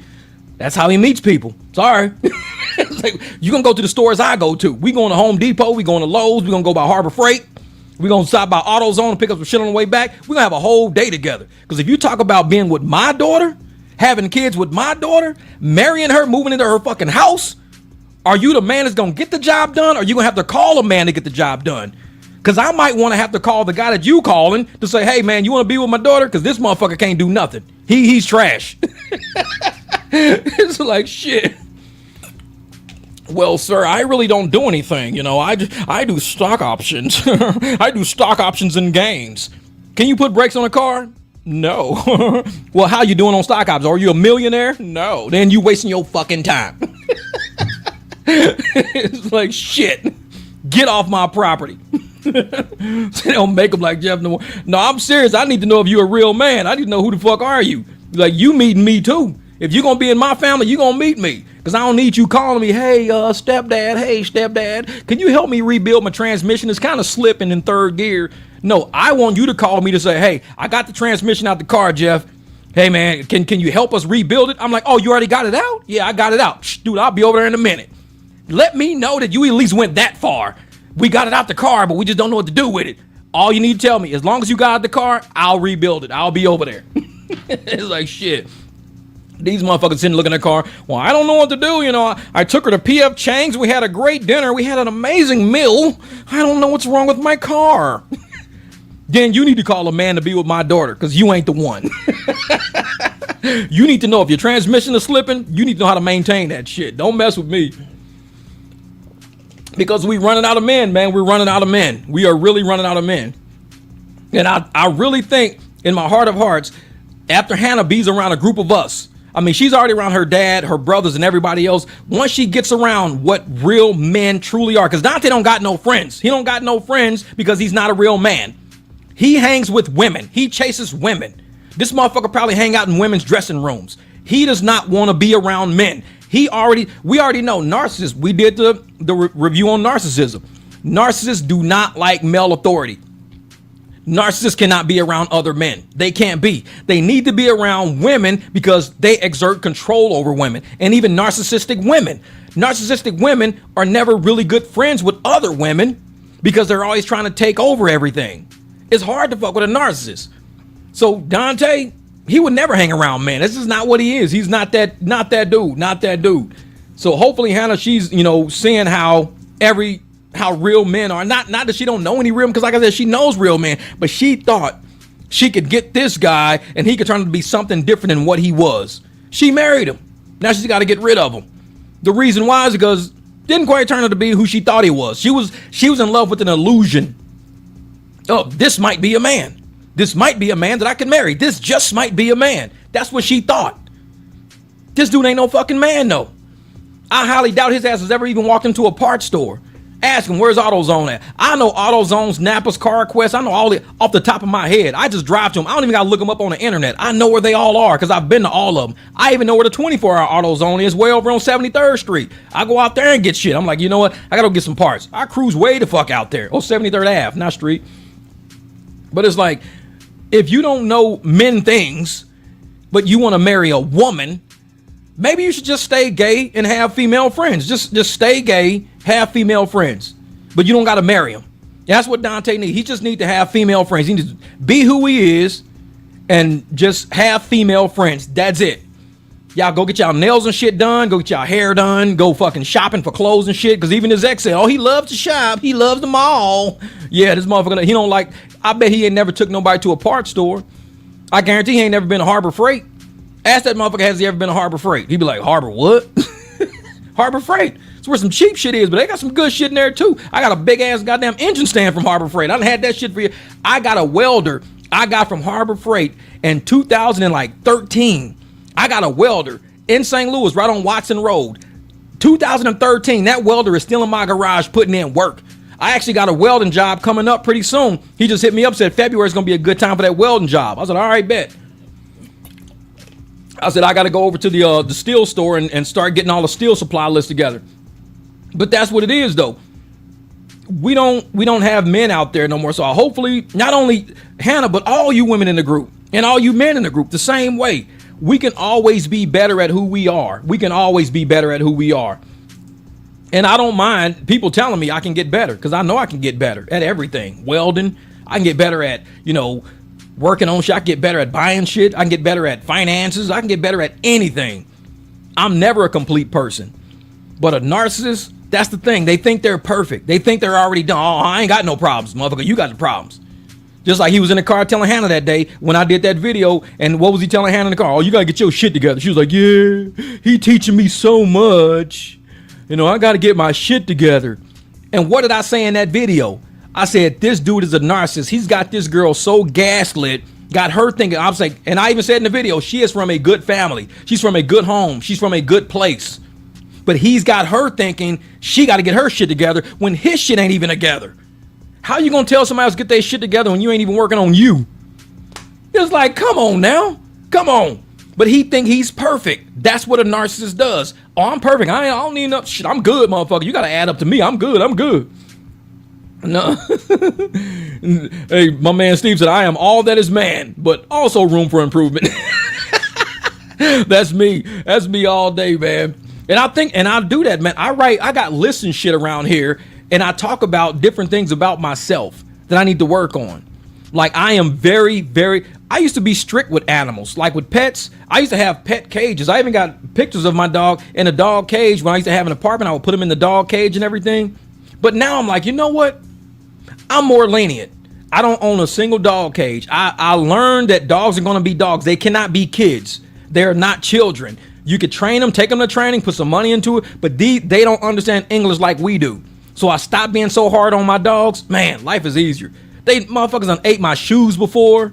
And when my son used to live here, he's like, man, he ate this, he ate that. I said, well, did you have it down low enough for him to get it? He was like, yeah. I said, well, if it's low down, it's theirs. I learned that. If something is low enough for a dog to get, you're basically inviting that dog to get it. So you got to improve the way you place things in your house. Always improve yourself in your understanding of the world around you. And it just makes you a more rounded person. I don't get upset no more if my dog's doing dumb shit. I'll find some shit in the backyard. Be like, how the hell does it get in the backyard? I'm like, I had it at the edge of the table. That was on me. That's on me. And that's it. I'm like, that was on me. I can't even be mad at the dog. That was on me, man. That's on me. And that means I got to go out and spend money to get another one because that's on me. Exactly. Neil said, I cannot be with a narcissist. I hate that energy. I need a real man, not a fake, definitely not a loser. Exactly. See, a real man is always looking to improve everything in life.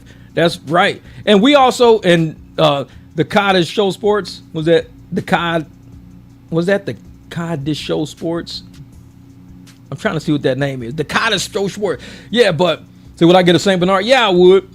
But and that's why, this channel, I got a lot of mechanic work on this channel. A lot of mechanic work, just showing people the basics of how to do things. And even when you see me working on things, cars on this, that's why I say all my content on this channel ain't for everybody. I got a lot of man content because I'm a man. I don't have female content. You will never find content of me putting on makeup.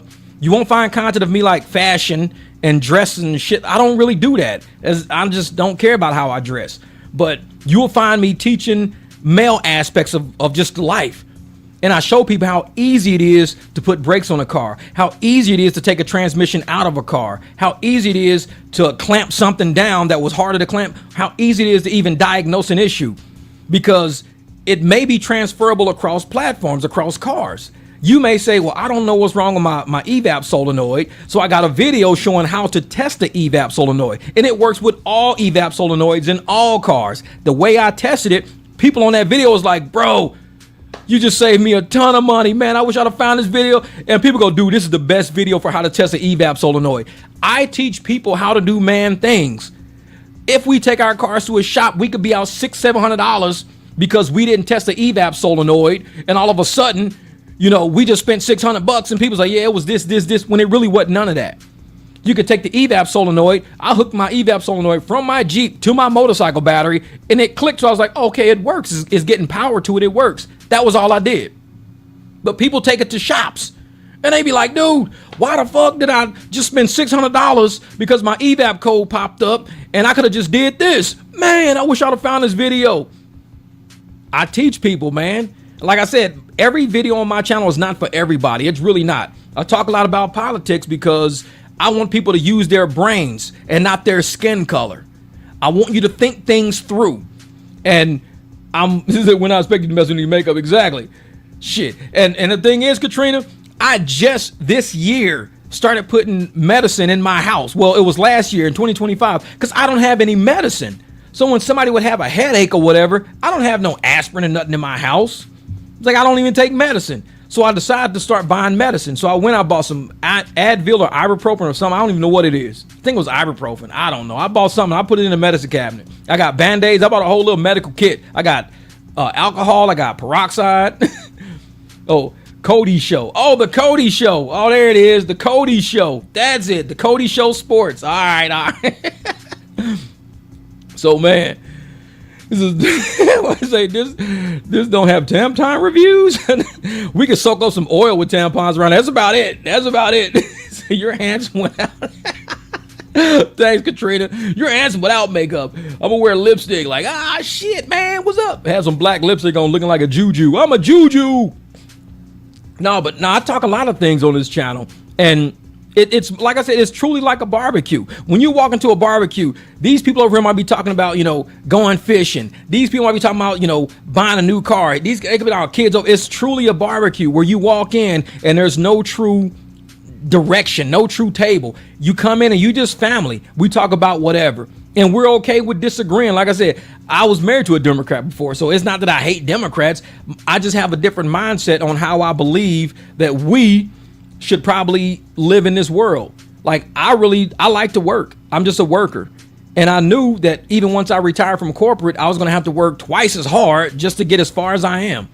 What up, Triple E? I mean, I could actually go back to corporate and have a time of day that I start to the time of day that I end. That's a nice streamlined lifestyle. But I choose to say, I want to do independent contracting.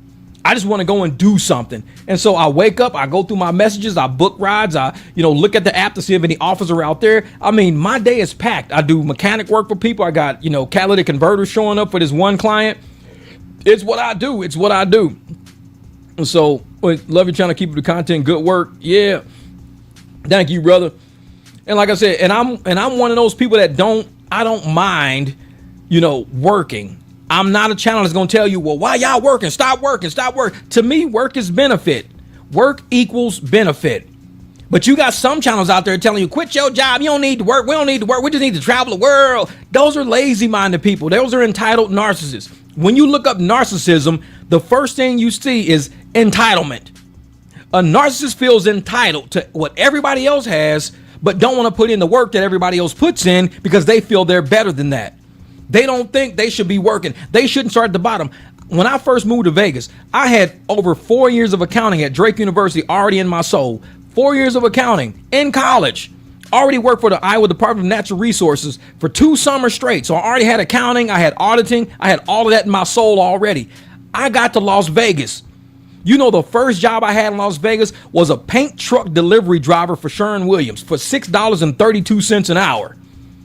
Now, I was in Iowa making $10 an hour at the DNR, making $15 an hour, it was $20 an hour working forms, setting forms in the summertime for concrete builders to do footings and stuff for basements and all that. I was getting paid $20 an hour, 30 in overtime or something weird like that. Yeah, because they were giving us all the overtime.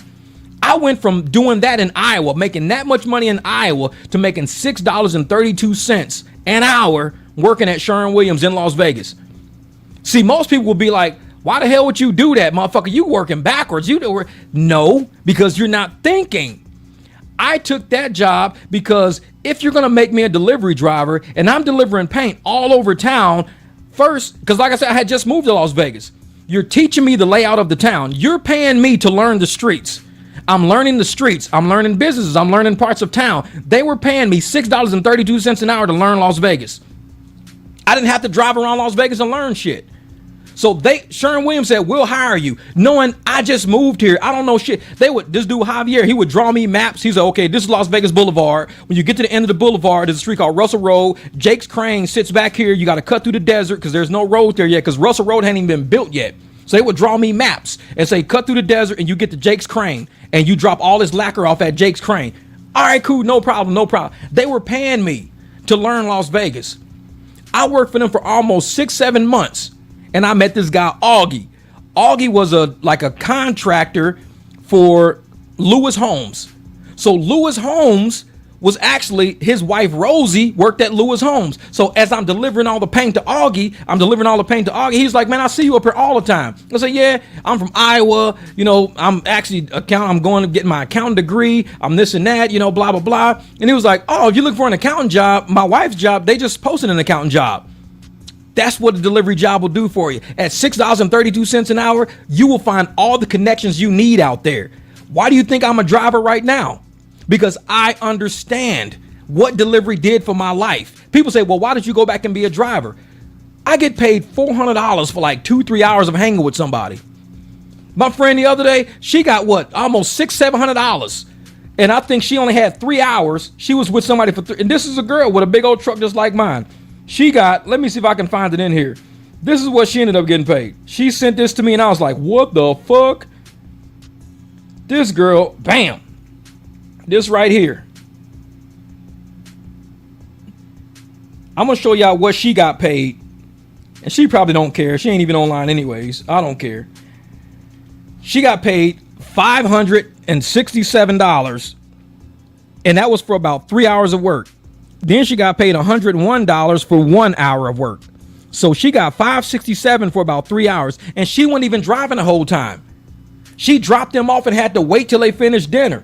That was her just waiting. She got paid $567 just for her waiting. And people wonder, well, why are you a driver now? Because I remember when I was young and I got to Las Vegas, what is the first thing I did to become successful? I became a driver. Why? Because of the networks. Sitting in an office, I don't get any networks in the office. When I'm sitting in the office, the only networking I get is for the people that work in the office with me. When you're a driver, you see the whole city. You get people flying in town. You get people at dinners, from dinners. You meet some of the great. And that's how I get a lot of my contract jobs, through driving. And I don't have to drive every day, all day. I could drive 3-4 hours a day, make $300-400, and I'm good. I'm done. All right, cool. I'm done. That's it. Thanks, Roger. I appreciate that, Steve. Thank you, brother. And that's what driving does for me. It's an open market to all the business I've ever dreamed of in this whole city. I can end up, somebody can say, oh man, I didn't know you worked on cars, bro. Actually, we got a transmission right here. We can have it towed to your house. That's how I got the Silverado job. When I rebuilt the Silverado transmission, that was through driving for somebody. So I'm like, oh shit, well hell, that's what I'm gonna do. When you are in touch with the public and you driving with the public and dealing with the public, you can create a lot of economy with that. And I remembered that from when I was 22 years old, driving to Las Vegas and going, well, I don't know what to do. I had never been a delivery driver before. I had only did accounting jobs. That's all I had ever did in Iowa was accounting jobs. That's it. I get to Vegas, I'm like, well, I can't find an accounting job just right off the bat. I just got here. I don't even know where none of these places are. But it was a job. It was a paint store right around the corner from my house, right in North Las Vegas. And I was like, well, shit, I'm going to see if they need somebody to work there. He was like, hey, man, we need a delivery driver. I was like, I'll do it. I just moved here. I don't know the shit, but I can find anything. It was like, we'll drive maps. That was in 1996. We didn't have cell phones in 1996. So they had to draw maps for me. That's why they had to draw maps. Javier would sit there on the counter like, okay, this is Las Vegas Strip. Once you get off the highway, get off here, and this is what you will see, Tropicana. When you get up at Tropicana, you take Tropicana East, then you drop down, I'm like, all right, cool, no problem. They would draw me maps all the time. And I learned this is how you get in touch with people. You need to be outside. It's the only way you're going to get in touch with people is to be outside. Drive around. Don't be scared to meet people. And now I drive more at night. Last night I picked this guy up and he Venmo'd me $80. He paid $80. Well, I think it was 75. Yeah, I think it was 75. He paid 69 on the app. I got 75 because with the tip and everything. Then he gave me another 80. So $155 I got paid from this guy to drive his girlfriend to her office where her car was, then drive him south to his home by where I live. So I got $155. And just driving in the car with him. He was like so cool. I was playing music. Him and his girl was just chatting and talking. They was like, yeah, his mom owns a medical company and everything. So he was like, yeah, man. He said, hey, you got a card or something like that? He says, I'm gonna drop her off or whatever, and then I'm gonna chat with her for a minute. But if you wait for me, then I'll just pay you to take me back home. I was like, all right, that's cool. Man, 10 minutes later, shit, he's back in the car. I'm like, all right, let's roll. That's how you do business. That's how you meet people. And that's kind of what my channel is really about. And I know we talk a lot with politics and we talk a lot with, things. And I don't even care if you're a Democrat. I don't ask. I don't say only Republicans learn how to make money over here. I want Democrats to make money too. I want everybody to know how to make money. I want people to just walk out the house and be like, I feel confident in my community. I feel confident in my steps that I'm going to take today. Today is going to be a good day. I feel confident. I'm like that. And some days I wake up feeling like that. I feel confident today. I'm going to make some good money. I'm ready to chat. I'm, showered up. I'm shaved. I ate food. I'm cool. All right, let's roll. Let's do what we do. Let's hit the city. And I just hit the city and just start making money. Not every day do I look at trying to make videos on trying to make myself look sorry and pitiful and shit. Oh, I'm gonna get evicted. My light's gonna get turned off. I don't know what I'm gonna do. You wanna call your parents? I ain't into all that shit. This channel builds people because that's what men do. Men are creators. We construct, which means we build. Men are constructors, not destructors. When you see somebody destructive, they're always in struggle situations. They're always trying to tear something down. They're always trying to, and that's what they do. Narcissists will suck you into their circle, just like how Dante did. What did he do? He pulled that girl into his circle. Pulled Hannah. Oh yeah, I'm great. I do YouTube. I make all this money. I do all this. I'm amazing. I'm famous. I'm popular. I'm this. I'm that. But then all of this content was the opposite of that. It's all struggle content. We poor, we poverty, we getting kicked out. I'm gonna lose my this, I'm gonna do that. I'm getting tickets all the time. I can't do nothing. I need payday loans. So it's like she saw the truth in who he was just through having to be with him and do content with him. She saw the truth in who he was. The truth in who I am is what's on this channel. Is that connections equal revenue? That's what I'm saying. What's up, Wildcat? And the truth is of me is what's on this channel. And I'm like, if you got a financial problem, we can talk through ways to make money. And I mean lucrative ways, smart ways with the tools you already got in your life. I mean, you could do marketing, you could do driving. There's so many things you can do to make money other than trying to hustle somebody or feel sorry. And hey, everybody, I'm going to post my Cash App. Then the next week you getting $1,000 eyebrows and shit. It's like, how the hell one week I can't afford no brakes. They're going to take my car. Next week you getting eyebrow. Yeah, this cost me $1,000 for these eyebrows. Thank you, you idiots. It was like, wait a minute, we felt sorry for your ragged ass. How the hell you gonna use that money to get out? But that's why you can't mess with people like that. You can't mess with people like that. They're phony as hell, man. They phony. And I always kept it 100 on this channel. I tell folks, man, I appreciate you guys helping me out. Hopefully TikTok starts doing better. Because if TikTok does better and stop flagging my shit, that channel takes off. We do well over there. We can get this community to actually be louder and more vocal, because you guys don't understand where these videos end up. I've seen where these videos end up. They're on some pretty major channels. The videos I do end up on some major channels, and this is all of us talking. This is all of us sharing ideas, insight, people sending me links and me researching stuff and stuff. That is what the culmination of this is. The barbecue is everybody coming together at once and saying, Jeff, dude, be our spokesperson on this topic. Just be our spokesperson. So I'm like, okay, cool. I'll be that. I'll drop a video knowing I'm going to get flack for it. I'll be dropping videos knowing I'm going to get heat. I'll be knowing that. But I'm like, you know what? Just take the punch. Just take the punch. Go for it. Exactly. Charles White said, scammers don't have money. They know how to scam, to not scam. Yeah, exactly. See, why do you think he hasn't said his girl name on his videos yet? Because I think he hasn't, because he knows people are going to find her on Facebook or find her social media or find something like that and expose him for who he really is. See, he's a controller. And what a controller does is he controls the flow of information. That's why he would never let Hannah do her own channel, because he saw how well her channel was doing without him even being involved. He was like, damn, you only got like 3,000, 4,000 subscribers. Holy shit, you got 14,000 views on that video? Yeah, damn. So it's not just your subscribers watching it. It's your shit is going out there. It's like YouTube is putting your shit out there. Yeah. She went up to 3,000 subscribers. Damn, that video got 9,000. Yeah, damn. That means YouTube is putting you out there. See, he ain't controlling it. YouTube was controlling it. YouTube was pushing her. He wasn't pushing her. And so now he wanted to be like, well, I'm the one who made you. How in the hell do you make me when I only got 3,000 subscribers, but I've got 11,000 views? That means YouTube is pushing me. Because if these were all people from your channel, they will be subscribing my channel because I'm married to you, but they're not subscribing me. These are people just out there watching the videos. And that's what people don't understand. Every channel, YouTube don't push every channel. They just don't. They don't push my channel just like TikTok because I keep it 100. They need somebody who's more predictable, somebody who's more controllable. Because if they just allow a channel like mine to go out there, oh, there's a lot of truth that people are going to find out. So to cap the truth, like YouTube is narcissist, just like Dante. You try to cap the truth. You say, I don't want everybody to see how great you really are, Hannah, so I'm just going to make you stop doing videos. So she just stopped doing videos, just cold turkey. She did a video and that was it. It was no more video. She didn't put out another video because the fights were too serious about her content doing very well without him being involved. And she'll even tell you, she even said on her last live stream, a lot of the ideas that he was doing on his channel was my ideas. She said that on her live stream.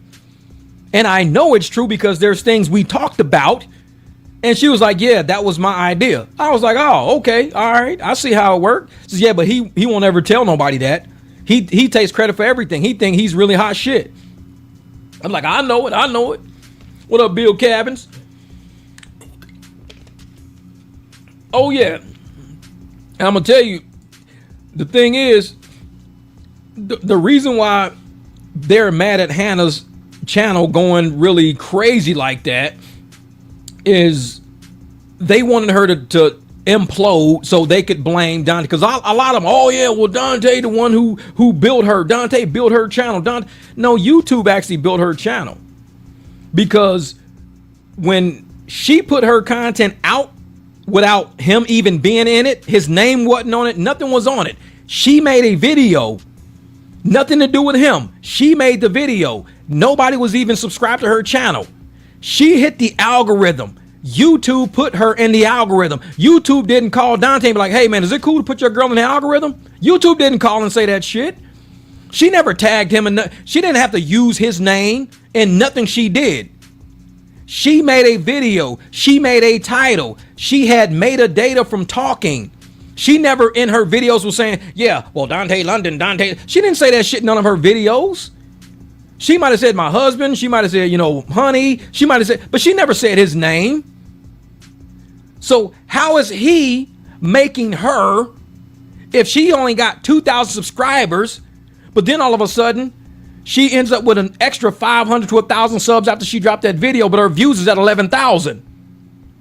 The algorithm was putting her out there. The algorithm saw something in her already that didn't see it in him. The algorithm saw something in her content, in her metadata, and put it out there. She never had to tag his name, never had to use his name in nothing she ever did.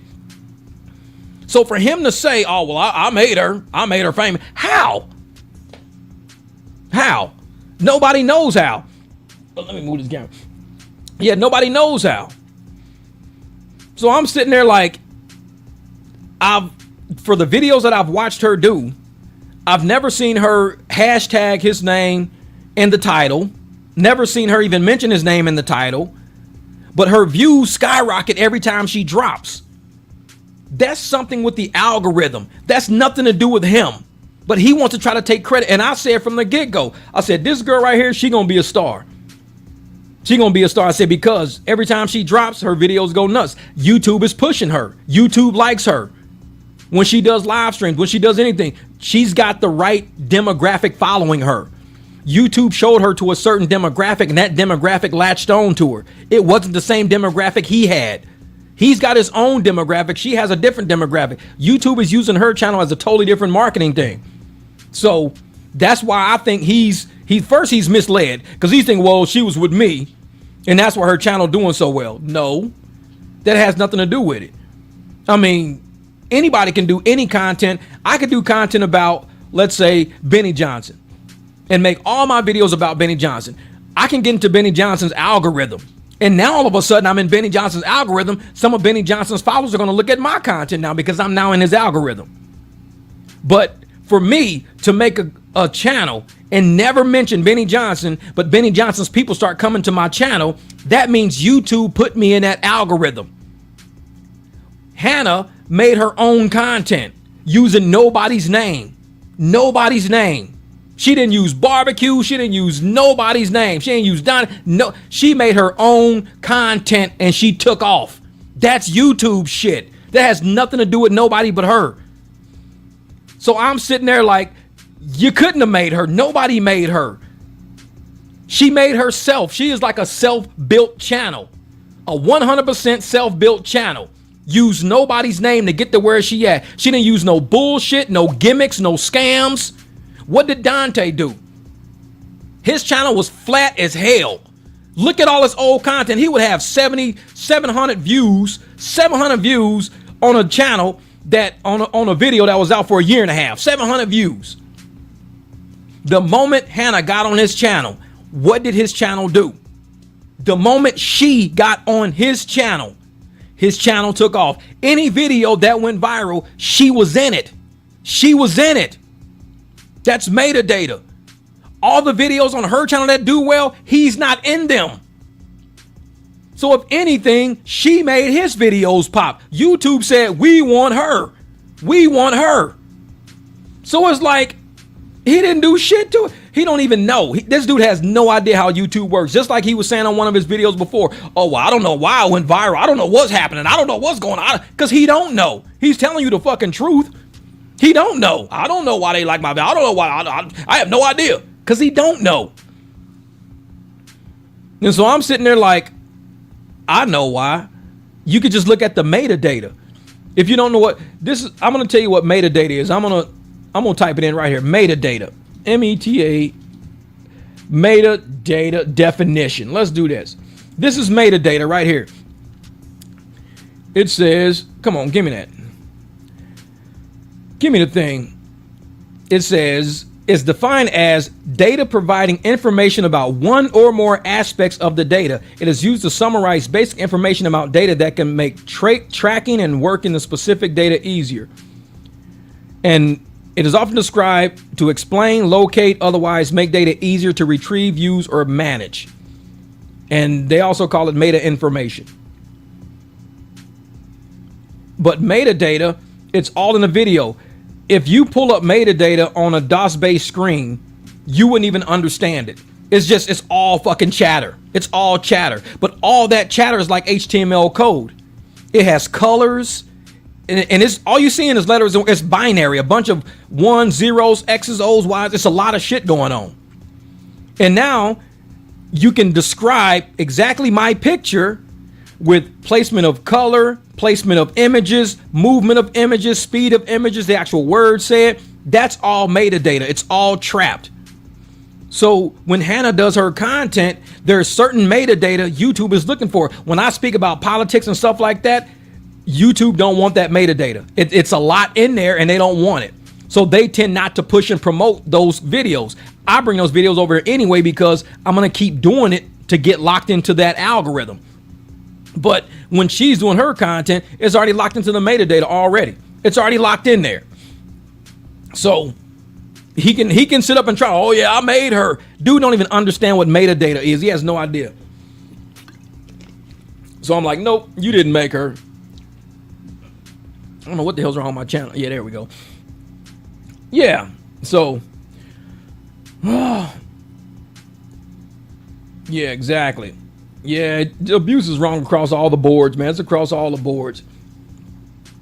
Yeah, exactly. Dante don't know how he went viral. It's just like somebody making food and don't know how they made it. Exactly. It's like, yeah, I don't know how I went viral, man. I have no idea. I don't know what I did. I was just making a video one day, and all of a sudden I woke up and there's a lot of. I'm like, damn, I'm gonna do it again. But he couldn't do it again because he had no idea. It was all about advertising back then. It was about election campaigns and advertising back then. And a lot of us called it out when it was happening because we saw it happening in real time. I mean, when you see advertisers paying that much for a certain demographic, they're like, we need to hit a certain demographic. We don't want to hit, rich white kids. We already know what they're going to do. We don't want to hit rich. We want to hit poor, black, destitute, struggling ass fucking people and tell them to vote Democrat. Make sure you get out and vote today. They had rappers up on stage. They had Meg Thee Stallion. They had Beyonce. They had anything that could be related to being black. They put in front of our fucking face. And it's like people couldn't see it a mile away. Any content that was struggling, poor, broke, black, I'm getting evicted. Oh, man, I can't get a job. Man, I don't know what I'm going to do. All of those channels all got traction at that point in time because they knew where those people were. All the black people, where are they? In stereotypical black places. Anywhere where people are broke, busted, getting evicted, don't know how to get a job. Stereotypical. So I was like, man. So I was like, yep. So I was like, man. And I was like, nope. One of those people. So ended up not knowing how his content went viral, but yet he knows how to make everything go viral and knows how to make, but he can't make shit pop because he's not the metadata that they were looking. The advertisers were not looking for that metadata. And that's why I got a funny feeling with Hannah's channel right now. Oh, she just getting started. Hey, what up, Kelly? No, they didn't ban my account yet, but they close to it because they said I'm AI. They said that my account is AI. Let me see. I'm gonna tell you exactly what they said. Wait a minute. I'll tell you exactly what TikTok said. They said video disqualified, unoriginal. Content duplicated or reproduced entirely from other sources is not eligible for rewards. Content violations of this nature may feature someone else's watermark, logo, symbol, or crop frames, indicating that you may not have created the content yourself or that your own views are sufficient or insufficient. For example, your content can't simply be an edit of a film, TV, or sports video owned by someone else. AI generated content also falls under this category. So everything they said in there is not me. This is from my own phone doing videos and me talking and everything all the time. But then they keep flagging me with AI shit, saying that I'm AI. And people even make comments about that on my fucking videos. Oh, this is AI. And I'm like, ain't no fucking AI. And I put a comment right back up under it just to file. I say, yo, mama's AI, motherfucker. It's like, you know me, I talk shit back to people. This is AI. I'm like, motherfucker, yo, mama AI. Get the fuck off my damn channel. I say that shit. And these people, they sit there and they try to hurry up and flag all my shit AI because I be dropping it, man. I be dropping them facts on it. That's what I'm thinking. They just don't want to pay. Exactly. They don't want to pay. Yup. They don't want to pay. And they keep, fucking with my, like I said, if they get to a point where they say, we're not going to put you in the program, it's ineligible for all this, I'm going to pull all my content off TikTok. 100% of that shit, stick it all on fucking YouTube and just close my fucking TikTok account. Don't even post over there at all. Because I know how they is. Yeah, I'm telling you, I be fucking with them. You know how I am. These motherfuckers, they be messing with me all the time. They be, oh man, this is AI. Motherfucker, your mama's AI. Get the fuck out of my face. Yeah, they be messing with me and shit. I'm like, how in the hell is this AI? The most regular ass content ever. Frank, what's good, brother? What's good? Thank you, my man, for the super chat. Good luck with Barrett Jackson. Oh yeah. Say, yep. And that's the thing. A lot of creators out there that say they ain't paying no more. I don't even know if it's the fact that they're not paying no more. Is they out there, they're trying not to pay people, but they're using bullshit reasons. They're using bullshit reasons to not pay. And I'm like, how in the hell is this AI? Like, you not telling me how is this AI? How is me talking into a camera, walking around my yard, AI. Like, what part of it? And I mean, the shit I do don't even look like AI. It ain't even close to being AI. So I'm like, man, whatever. That's why I'm like, I'm done, man. I'm done. What up, you, me? Yeah, that's why TikTok, like I said, I'm going to keep dropping content over there until they kick me off for good. I'm going to keep dropping content over there. Yeah, exactly. People that were making $5,000 a month now make $800 a month. Oh, I believe it. I see all those videos. And I'm like, either somebody's not funding, because that's exactly how, YouTube was working. When YouTube was getting all the ad revenue for all the campaigns that were being run, they were paying creators like crazy. Now all of a sudden, nobody's making money on YouTube. Everybody's like, yeah, only the big creators are making money. But even then, they're not making a lot. So for me to sit here and to get on TikTok and for them to start paying, I'm like, cool, they paying. This is pretty good. They paying.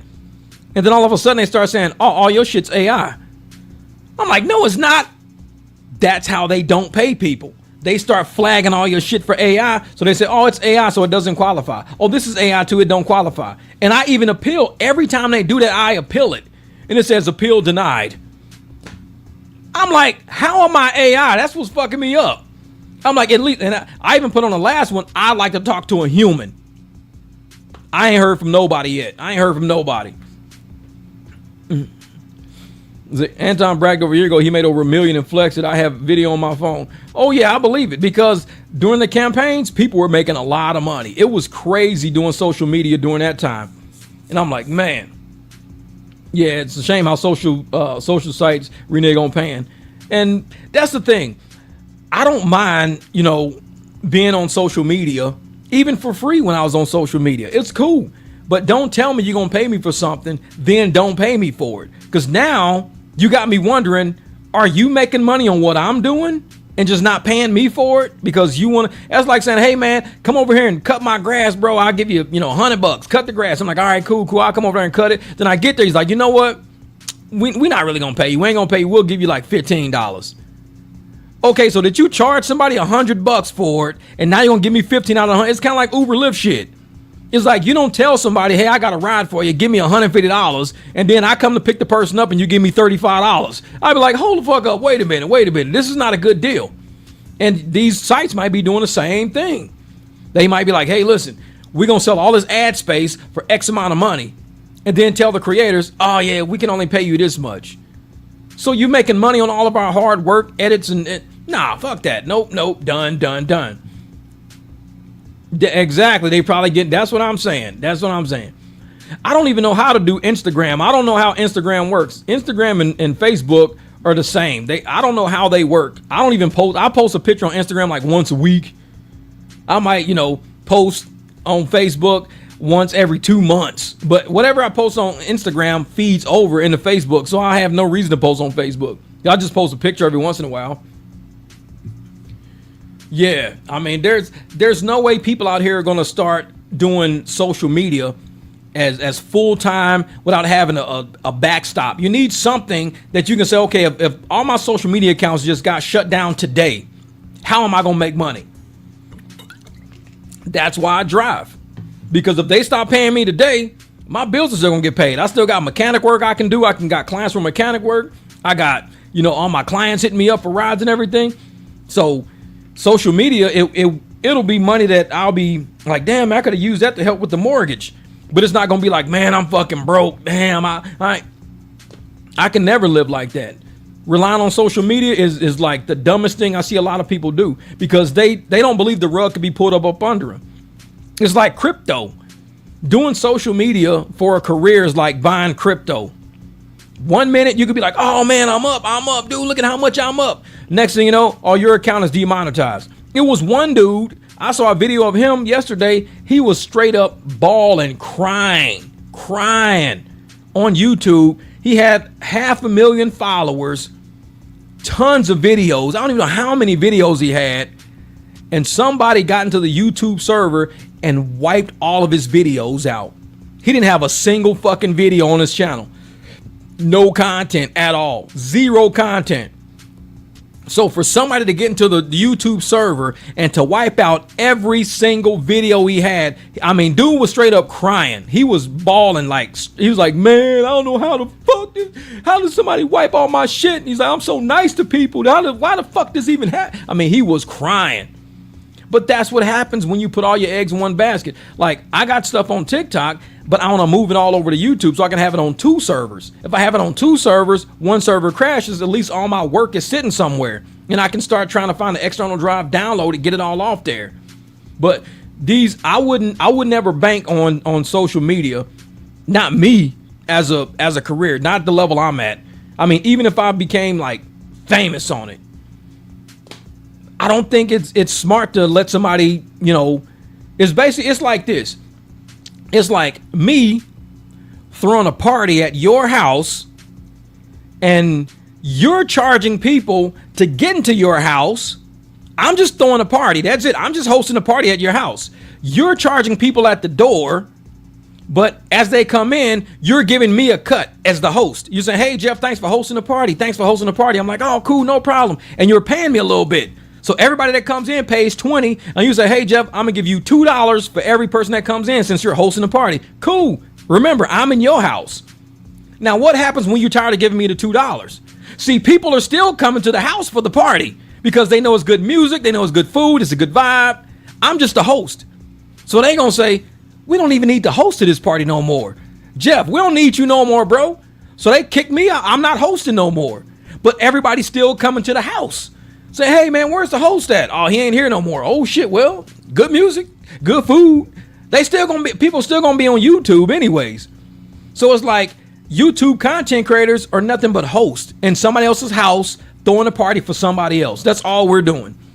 When they get sick of us, they just stop putting our videos out. They stop, putting us in the algorithm, and other people gonna still keep coming to YouTube. All y'all gonna do is just, well, I'm still coming to the house to party, just with a different host. That's all. With a business model set up like that, with no true contract it's kind of like Uber and Lyft. With no true contract, knowing they could deactivate you at any fucking minute. And it's like, okay, if you deactivate me at any minute, it means I could be driving somebody with $600-700 on my account, $600-700 driving, and all of a sudden I end the ride and it says your account has been deactivated. I just did a ride, bro.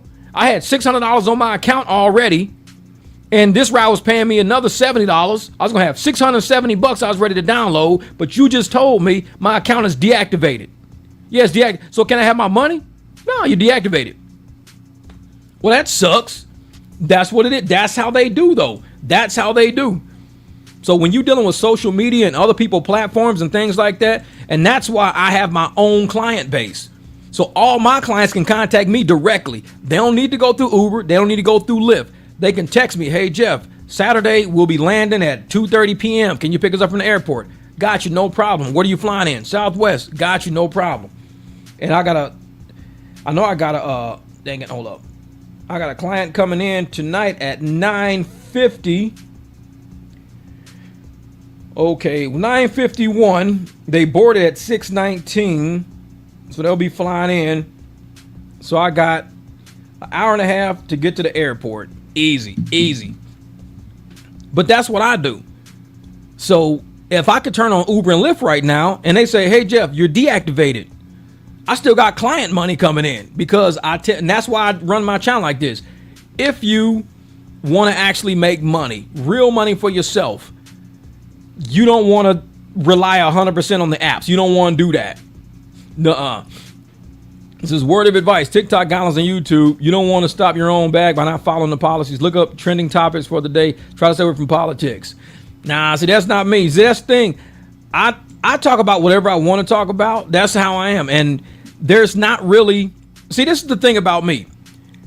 I am a real human, and I'm real. Once you start allowing people to control how you talk and how you move, then you become a cog in the wheel. You become a part of that matrix.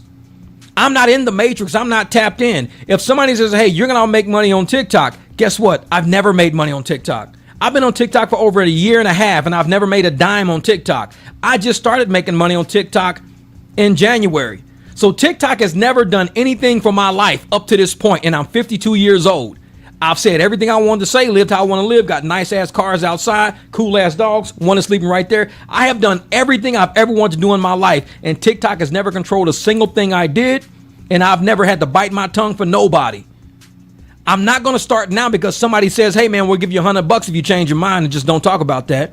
Well, fuck them. Don't need your fucking money. If you want to call me AI, you can call me AI. I don't give a shit. Call me AI. Well, we're going to keep calling you AI and we're going to pay you. You've never fucking paid me. I've never been paid from TikTok. Ever. I've never gotten a dime from them. And this is how far I've made it in life. Big ass house on the fucking corner. $0 from TikTok. Zero. Nice ass cars in the driveway. Tons of fucking clients. $0 from TikTok. Zero. I'm a hard sell. I'm a self-made person. I make a lot of fucking money. I stand up straight up. My tail is always straight up like a pit bull. Always. I never tuck my fucking tail for $10. You'll never see that shit happen to me. Oh, you better not talk about that. You better tuck your tail, bro. Tuck your tail. Don't talk about that. Fuck that $10. I can make 20 doing my own thing. See, even if TikTok said, hey man, we'll give you $1,500. Just don't talk about that. I'm like, you can keep the $1,500. I can make more than that. I mean, if you want to pay for me not to talk about something, you got to pay me a lot. You got to say, hey man, listen, we'll give you $1 million a year if you just don't talk about anything else. Just don't talk about Trump. $1 million a year. Okay, now I can talk about Trump on YouTube because now I'm getting $1 million a year to not talk about it on TikTok. So I can talk about Trump all day on fucking YouTube and they'll flag my shit all day on YouTube. But I don't care. I'm getting $1 million to not talk about it on TikTok.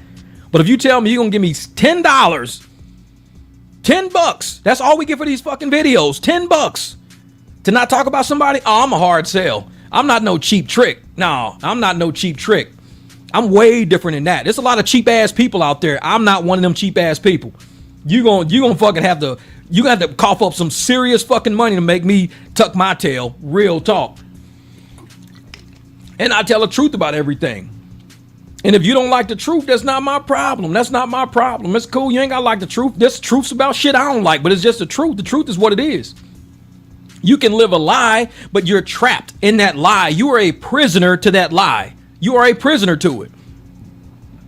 And if you're a prisoner to a lie, the only thing that can set you free is the truth. That's the only thing that can set you free. You're a prisoner. You have to lie to keep lying, to keep lying, to keep lying, to keep lying.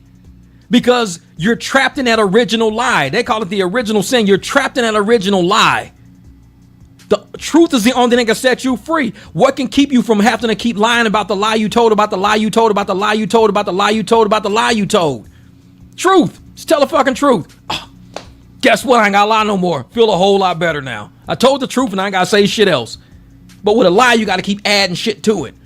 I've never been a channel that bullshit people. I've just never been a liar. So it's like, no, I'm one of them people, man. I'm just one of them people. Had your stomach growl. Dante's a bum. They see Trump has no restrictions in what he does and fear he will come after them in their platform.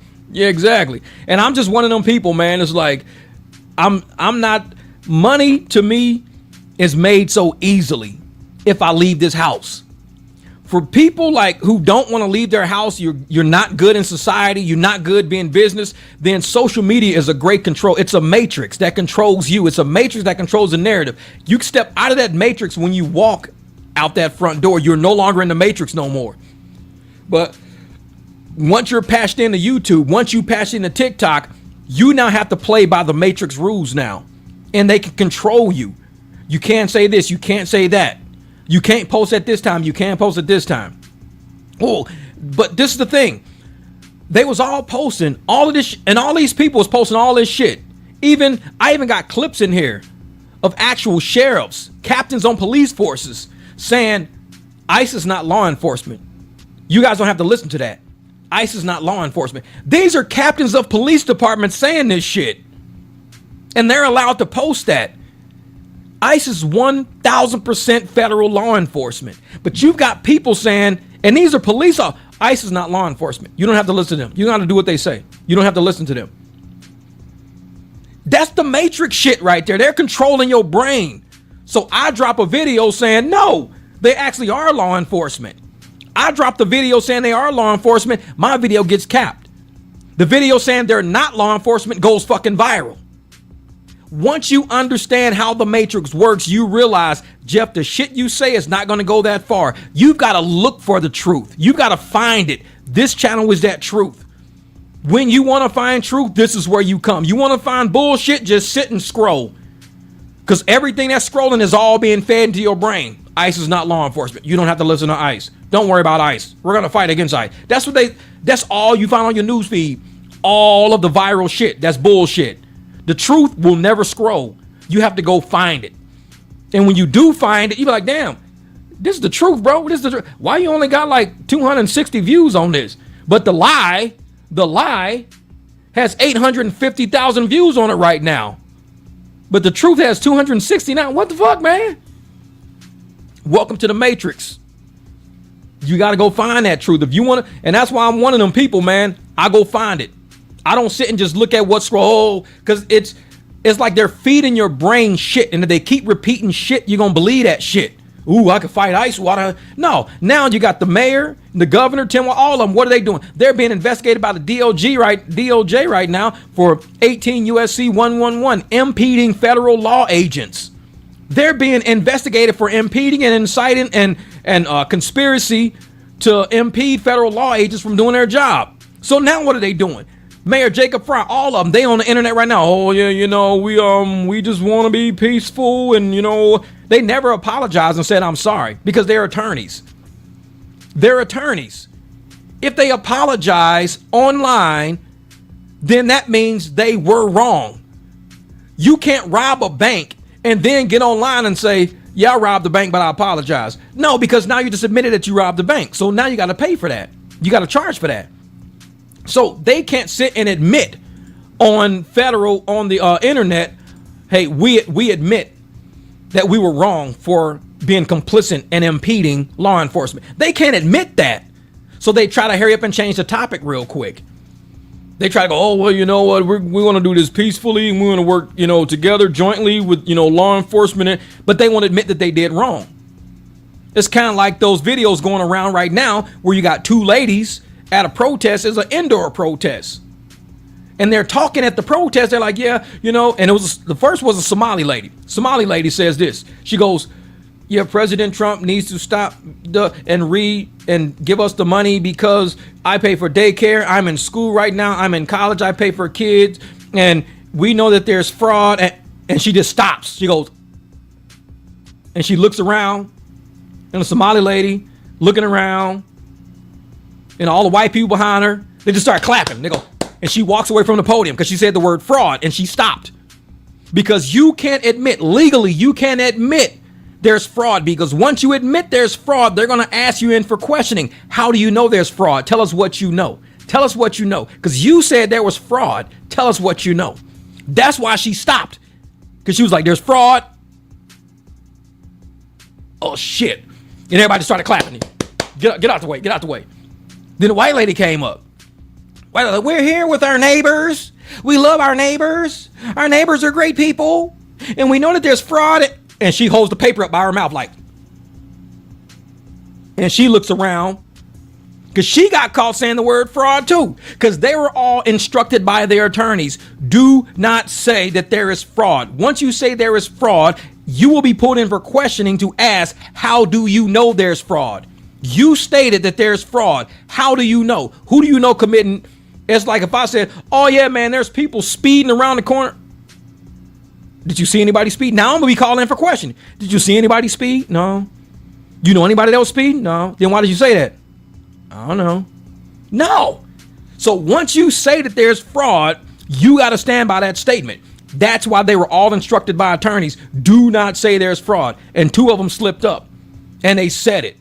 And they sitting there like, oh, shit. Damn. It's fucked up. It's this felon in chief, Mr. President criminal. But see, nobody can tell anybody what President Trump actually became a criminal for. Can anybody say why? I mean, I'm all ears. What was President Trump indicted for? That's it. All they say is he's a felon. What was he a felon for? Like, can anybody say that? Nobody can say. That's the fun, and that's what I mean by the matrix. It's a programming. It's a scroll. It's a program. It's thrown into your face. That's what I say. You come here, you're gonna get the truth. It's a program. They keep scrolling shit by your face. They don't put the truth in your face, but they say, the president is a felon. The president is a felon. The president is a felon. The president is a felon. So guess what you do? You go, the president is a felon. What is he a felon for? I don't know. I never thought about that. They keep telling me he's a felon, so I believe it. Was he indicted for something? I'm pretty sure he was. Okay, so if he was a felon, how did he become the president? I don't know. You can't be a felon and be a president. Yeah, you can't. So what is he a felon for? I don't know. It scrolled. Somebody told me that a long time ago, and I just been saying it, man. I said because everybody says so. I'm like, okay, that's what I say. See, so when I say there are a lot of things I can think of, Jeff. Well, you just got to say it. What has he been indicted for? If you just type in what he's being indicted for, I can go to Google and pull up the charge and pull up the case that you say. That's all I'm saying. If you think he's a felon, you tell me what he was charged with. I can go into Google and I can say, hey, you're right. This is what he's a felon for. This is what his charge was. This is what the outcome of the case was. I can do it. Ain't nothing wrong with that. If you straight up about it, just fucking tell me. I'll Google and say the shit. It's my channel. I don't care what people say. It's like, man, there's like, nobody wants to say what he's a felon for. Like, what is he a felon for? That's all you got to say. What was the criminal case? What was the year that it happened? Who was the prosecuting attorneys? Out of all of this information, nobody knows none of it. They don't know any of it. You don't know the judge of the case, the state the case was tried in. You don't know, what was it, federal court, state court? Nobody knows any of that shit. But they say he's a felon. You got to give me more than that. You got to give me a lot more than that.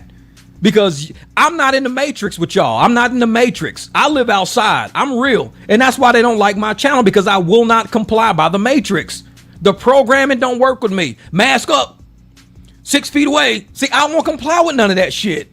I'm outside of the matrix looking in like, God damn, they got people walking dogs with masks on. This is fucking crazy.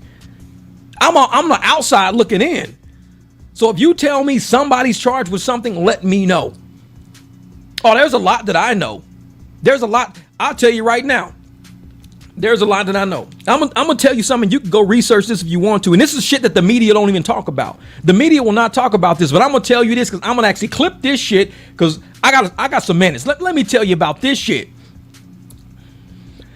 Everybody knows about my whole Obama thing. I already put that out there. The Obama things are out there.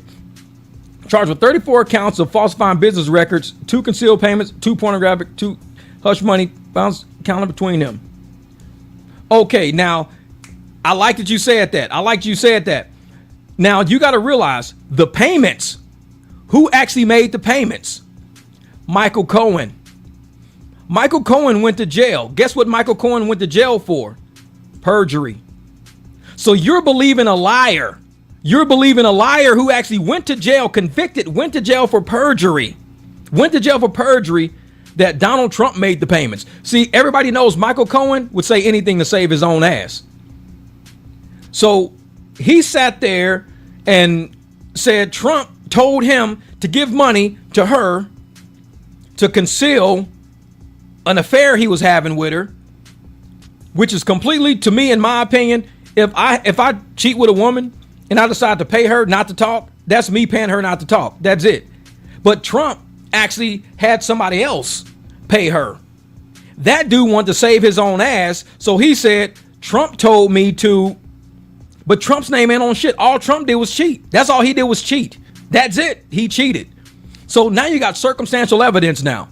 So you have circumstantial evidence, somebody who's already convicted of perjury, lying to a court, and he admitted he lied to court to save his own ass. He even said that I lied to save my own ass. He said that. This is who you're trusting. A guy who tell you right to your face, I will lie to save my ass.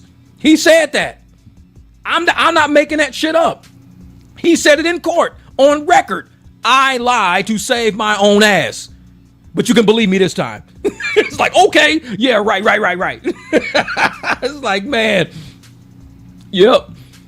And the whole thing about the the 34 felony counts of falsifying business records. Let me tell you like this. As an accountant, I will tell you, the CEO of every company I ever worked for never touched a single business record. Never. So if Trump got 34 felony counts for falsifying business records, why didn't anybody else go to jail for that? Because we as accountants do the business records. We got audit firms doing all of this shit. Why is Trump the only one to get charged in a situation where I did the records? I did it. Banks did it. Everybody did it. Trump didn't touch a single document. But he's the only one getting charged. See, y'all got to follow the narrative. I'm a business person. I'm corporate. I know when I sign things, I am the one signing. Sarbanes-Oxley. I sign things. The CEO don't touch nothing. The CEO don't even touch half the shit I touch. But I'm signing all these business documents. Guaranteed Trump don't even know what the fuck these documents had in them. All he wants to see is the bottom line. What's the bottom line? Bottom line is you're going to make 2.6 million and you're going to do, okay, cool. You guys get it done. I'm paying you guys to get it done. Get it done. All right, bet.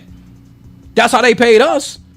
We got to make X amount of dollars, Jeff. Okay, cool. I don't care. You guys are the accountants. You work with the audit firm. Deloitte and Touche will be here to do audits. All right, cool. We got it. Don't worry about it, boss. We got it. Nobody else went to jail other than Trump. Nobody else got charged other than Trump. Y'all don't see this shit. Y'all don't see this shit. Trump don't do no fucking business records. This dude don't touch paper. This dude ain't sitting on no computer typing in data entry. This dude ain't making, man, come on. This is Donald Trump we talking about. This dude is not some data entry fucking clerk. You charge a data entry clerk with falsifying business records. You don't charge Trump. Trump may be liable for it if he signs off on it, but who else did it? Who put that shit together? Trump is not doing that. Y'all got to see through the bullshit. I'm an accountant. Man, I know I'm the one doing all the business records. I'm the accountant. You hire CFOs for that shit. You hire subsidiary accountants. You hire controllers. That's who you hire to do all of that shit. Trump is like, okay, whatever. So how come all of us ain't go to jail too? We all should be in jail. But yet, somehow, he's our president because a lot of people see through bullshit, including me. I'm the motherfucker that will fuck up the business records, not Trump. I would do it for me. Cohen, I'll do it to save my ass. Whatever you tell me to do, I'm going to do it. That's how power operates. I've worked in corporate America. I know how power flows. The people at the bottom, we the ones that get crushed. Why do you think with Enron, all them accountants committed self-deletion? I almost said the word. Why do you think all the accountants self-deleted? Look at the Enron thing. All the accountants self-deleted. Why? Because that's what we do. We the ones who put that shit together. We do it. Why do you think I walked away from corporate America back in 2012? I mean, I'm paying $109,000 a year. I was a kid. I'm 32, 33 years old, making over $100,000 a year. 32, 33 years old. I'm renting two houses at the same time. I got an Escalade in one garage. I got a Trailblazer and a fucking Cadillac, a Sedan DeVille in the other garage. I got a 900 RR and a 1000 RR in my other garage. I got 5 fucking garages, 5 cars worth of garages, renting two houses at the same time, and I walked away from everything. Why would I do that? Because I want peace. I don't want to look over my shoulder. I don't want to keep signing fucking documents. I don't even know what the hell this shit's going to end up being. Look at all these sports books right now. One of my last jobs was working for Leroy Sports Books. I worked for Leroy Sports Book. We had 72 locations all over Nevada. I was a subsidiary controller. My boss, Melanie, was the CFO. We both left probably around the same time. Vic Salerno sold to William Hill Gaming. When Vic Salerno and John, his son John, sold all of that shit and they walked away from everything, that's the best thing they could ever fucking did. That's the best thing they could ever did. Because what's going on right now? Everybody's getting indicted for point shaving and sports bet fraud. The best shit I could have ever did was walked away from sports betting. 3 years in that shit. Nothing ever. My signature is on a gazillion fucking documents. I wouldn't even be sitting here. I'd be in prison and y'all wouldn't even know who the hell I was. Like, who is Jeff? Oh, man, he worked for fucking Leroy Sports Gaming. I mean, these motherfuckers, they were taking bets. They was doing this. They was doing that. They should have known. They should have known. He's the accountant. They should have known. When you're dealing with money at these levels of the game, trust me, I was young and I was not about to sit in prison for the rest of my fucking life. I walked away from everything at 38 years old, and I've been living good, living real good. Didn't have to commit any fraud. Didn't have to be pulled in for no investigations. Didn't have to deal with no investigations. Oh, I was interviewed by the news before. I was interviewed by the news about some shady shit that was going down in the charter school industry back in 2012, 13. 2012 is when they called me. So I was investigated already. But because I got proof, emails, documents, I had a lot of shit, I can't be indicted for nothing because I'm a smart accountant. I printed out damn near every fucking email I ever created. And anybody who's ever been on my live streams know I'm not lying. I got a big red folder like this full of emails from 2010, 11, and 12. And it's 2026 right now. And I still got all these fucking emails. Statute of limitations is probably passed by now. But I said, hey, you know what? If anything ever happens to me, I got all these emails that show you who I talked to, when I talked to them, what we talked about. Whole fucking red binder full of them. I'm good. But when you start dealing with financial records, you start having, like just like Trump, 34 felony counts for this. When you're dealing with financial records, you need to find out who does this, who started. It didn't start here. It started somewhere. They just they stick one person with all the charges. And they say, well, you're responsible for it. We don't care about the accountant. We don't care about the data entry clerks. We don't care about the CFO. We don't care about nobody. We want you because we don't want you to run for president. We coming for you. That's how you get to that point. I didn't see a single accountant in there. It's like, man. Oh yeah. That Anton Daniels and tenderism. Yeah. That's another whole show right there. I should do that. I was thinking about doing something about that tenderism shit because to me, all right, I'm going to talk about that just briefly. The whole tenderism thing. I'm going to tell you about something with tenderism. And let me see. The thing is, this man had a coffee shop. The white guy had a coffee shop. So it wasn't doing too well. He got it from his business. What up, Real Josh? So he got it from his business, from his family. It still wasn't doing too well. You got to remember, Unc came to him. Unc came to him with the business that was already established. Let's say I have a shop and I'm busting my ass at my shop. I'm doing transmissions. I'm doing this. I'm doing that. I'm doing everything. And I've been doing it for years. Somebody comes to me and says, hey man, I want to do, barbecue at your place. I'm like, okay, cool. No problem. So we get rid of the shop and we start doing barbecue instead. But this is the thing. I'm buying all the barbecue. I buy the grills. I do the marketing for it. I set up everything. And you, AKA Unc, you just keep coming and you are now the personality now. It's kind of like me being a personality of YouTube and I can get 6 million followers, but the CEO of YouTube has 4 followers. So if I can get 6 million followers like Benny Johnson, am I now running YouTube? Because you look at the CEO only has 4 followers. That's it. He only has 4. He's the CEO of YouTube who made a business decision to bring me on. I'm brought on now. So now I got 4 followers. You have 6 million. And now should everybody be like, well, we think Jeff should own YouTube now because he got 6 million followers. I don't know. See, you got to understand how business operates. Business is very, very cutthroat. That's why they hired me in corporate, because I'm cutthroat. I don't give a shit. I'll fire people at the drop of a hat. Yeah, he was at Pitmaster first. So if Unc was at Pitmaster first, was he that successful at Pitmaster like he is at the place at the whatever Destination Smokehouse? See, there was something about Destination Smokehouse, something about that setup, something about the algorithm and everything else with that made it all work. So he came over to Destination Smokehouse. Unc didn't just start making barbecue. Unc's been doing this for a long time.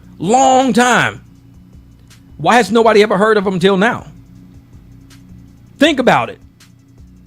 Sometimes when you got a management company, think about it like this as a record label. Say, Kelly, you're a rapper and I am a record label. So you at home, you rapping, you singing all day, and you on the internet, you trying to rap, you trying to sing. Ain't nobody really listening, this and that. You trying to rap, you trying to nobody. But then you come to my label, and I set up a marketing program to get you heard. So now you're a rapper that everybody knows about now because you came to my label. I got you on social media. I got people listening to your shorts and your videos. I'm now booking you shows and everything now. So you're just a rapper at first, rapping in the bathroom. And somebody's like, this person can rap. This person can rap. So you came over and you just started rapping. I blew you up. So once I blew you up, am I as a record label now responsible for your success too? Or is it just that, well, I'm successful? Well, you could have been successful without me, then why weren't you? Think about it. So if you weren't successful without me, I help you be successful as a rapper. Don't I get credit too for helping you become successful? I mean, rappers do it all the time. Marketing, advertising, all of that shit has value. It is serious value. But you say the white owner was unsuccessful without Unc, but the white owner had a business already in place. Did Unc ever have the following that he had before he got there? No, he didn't. So somehow the marketing and advertising there, again, got Unc to where he get, because otherwise he would have been there without Destination Smokehouse. Why wasn't he like that at Pitmaster? Why wasn't he like that on his own? Why did it take him to get to Destination Smokehouse for it to happen? Why did it get there? I mean, if it's all about Unc, he wouldn't have need nobody. He would have just did it all on his own. He wouldn't have had to go to Destination Smokehouse. But like I said, Destination Smokehouse did not reach out to Unc and say, come here and do this. Even Unc says, I came to him and said, I have an idea. Would you like to invest into my idea? This is what I want. If I can do this, we can create this, we can do this. And he was like, you know what? Let's try it. Let's try it. Let's see what we can do. Let's see what we can do. And it was a business deal between a man and a man. But once you get all these people involved in the community, people who don't even know business. I mean, at this point, it's making people think, you know what? Don't come to me. Do not come to me with no business idea. Don't come to me with shit. Do it on your own. That's what everybody's going to start having to become like. Because what if he would have did that to Unc? We'd have never heard of Unc. Nobody would have heard of Unc until he went to Destination Smokehouse. Nobody would have ever heard of him. If he was like, man, fuck no, I don't want to do no business with you. Hell no. Then what? Unc is the star of the show, but how would you even know it's the star? For instance, like this. Did you know that song, You Got Me, by The Roots? There's a song, You Got Me, by The Roots. Now, Jill Scott originally sung that. Baby, if you were about me, all that shit, she sang that. That's what Jill Scott sang that. Jill Scott was unheard of. Nobody heard of Jill Scott. Jill Scott was just some lady with a short afro who could sing a little bit, and she was a nobody. Nobody heard of Jill Scott. So they said, listen, this is what we gonna do. We got Erykah Badu. We gonna get Erykah Badu to sing that for The Roots, because everybody's heard of Erykah Badu. This is how record labels operate. Record labels say, we're gonna get Erykah Badu to sing it. So Erykah Badu was like, okay, I'll sing it. They got awards, hit records, everything. Nobody ever knew Jill Scott sang that except for the people that knew Jill Scott sang that. And so once Erykah Badu was given the record, she said when we were given the award for it, Jill Scott had already, I wanted Jill Scott to be there so bad because she was the one who sang it better than I sang it. She was the one who sang it better than me. This is the power of marketing. This is the power of marketing. He went through the power of marketing. When him and the white guy got together, that is the power of marketing together. That whole story about Jill Scott and Erykah Badu is how business is really done. Erykah Badu could have said, I'm not going to sing that. Do it with Jill Scott. The fact that Erykah Badu did it put those lyrics on a whole nother level of the game. And Erykah Badu, because she is not a selfish ass person, she said, you know what? Jill Scott deserves this award. And everybody's like, who the fuck is Jill Scott? Who the fuck? Sometimes you gotta make moves in business to expand something. So she made a move to say, we're going to take Jill Scott off. We're going to put Erykah Badu on. Erykah Badu, they won the record. Guess what they said? It was Jill Scott. Jill Scott got notification. Jill Scott took off after that. She took off because everybody's like, wait a minute. So you was the one on the Roots? Oh, shit, you can blow, girl. Shit, you can blow. So her and the Roots redid it again. So I'm sitting there like, if you know how business operates, if you know how business moves go, there's a lot of people that nobody should be doing business with. People who are talking about this whole Unc situation, I would never do business with a lot of them because I could invest $2 million in something. I could invest $2 million. Somebody with nothing, absolutely nothing except a phone saying, well, I'm gonna be a star. Okay, I'm $2 million in the hole. You're a star with $0. I'm $2 million in the hole. I would like a return on my investment. I'm going to invest in you, helping you become a bigger star. But in the meantime, I would like to get a return on my investment too. You can't say, oh, you in a hole for $2 million. I didn't spend shit. I became a big star. I'm leaving with my money and my stardom. That's fucked up. That's fucked up. And see, the thing is, I think him and Unc had a perfectly fine business relationship. Everything was going perfect according to schedule. But it took a whole bunch of black people to come together who ain't never done business. They ain't never dealt a goddamn crack rock in their life. It's like, imagine me going to the main drug lord. I go to the main drug lord and I say, hey, you know what? Everybody in the neighborhood loves the crack I'm selling. All the crack you giving me, they think I'm the kingpin, bro. They call me Big Jeff. Oh, Big Jeff selling that crack. Whoa, look at Big Jeff rolling that big ass Cadillac selling that crack. I got a crack-a-lack. He's selling that crack-a-lack. This motherfucker driving around in a crack-a-lack. But yet, I'm not even the main drug dealer. I get my drugs from other people that's bigger than me, but nobody knows about them.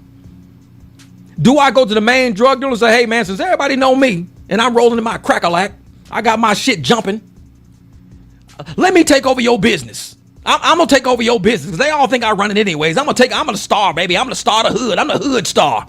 I'm taking over your business.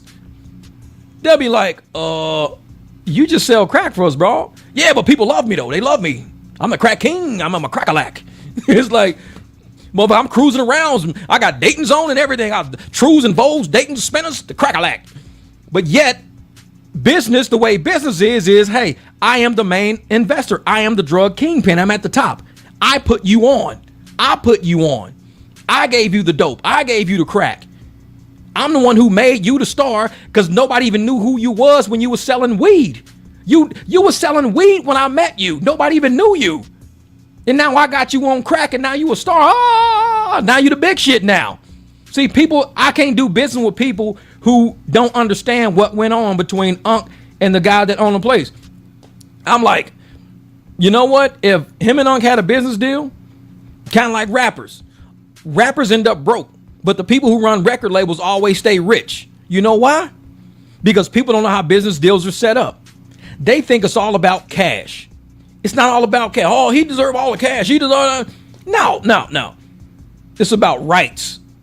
Once you have the rights to something, that's where the real money's in. Publishing rights, marketing rights, name rights. That's where the real money is. So you can take your little stardom, your little fame or whatever, but yeah, they're trying to say they want to try to trademark tenderism and now everyone is mad. Well, I saw that too.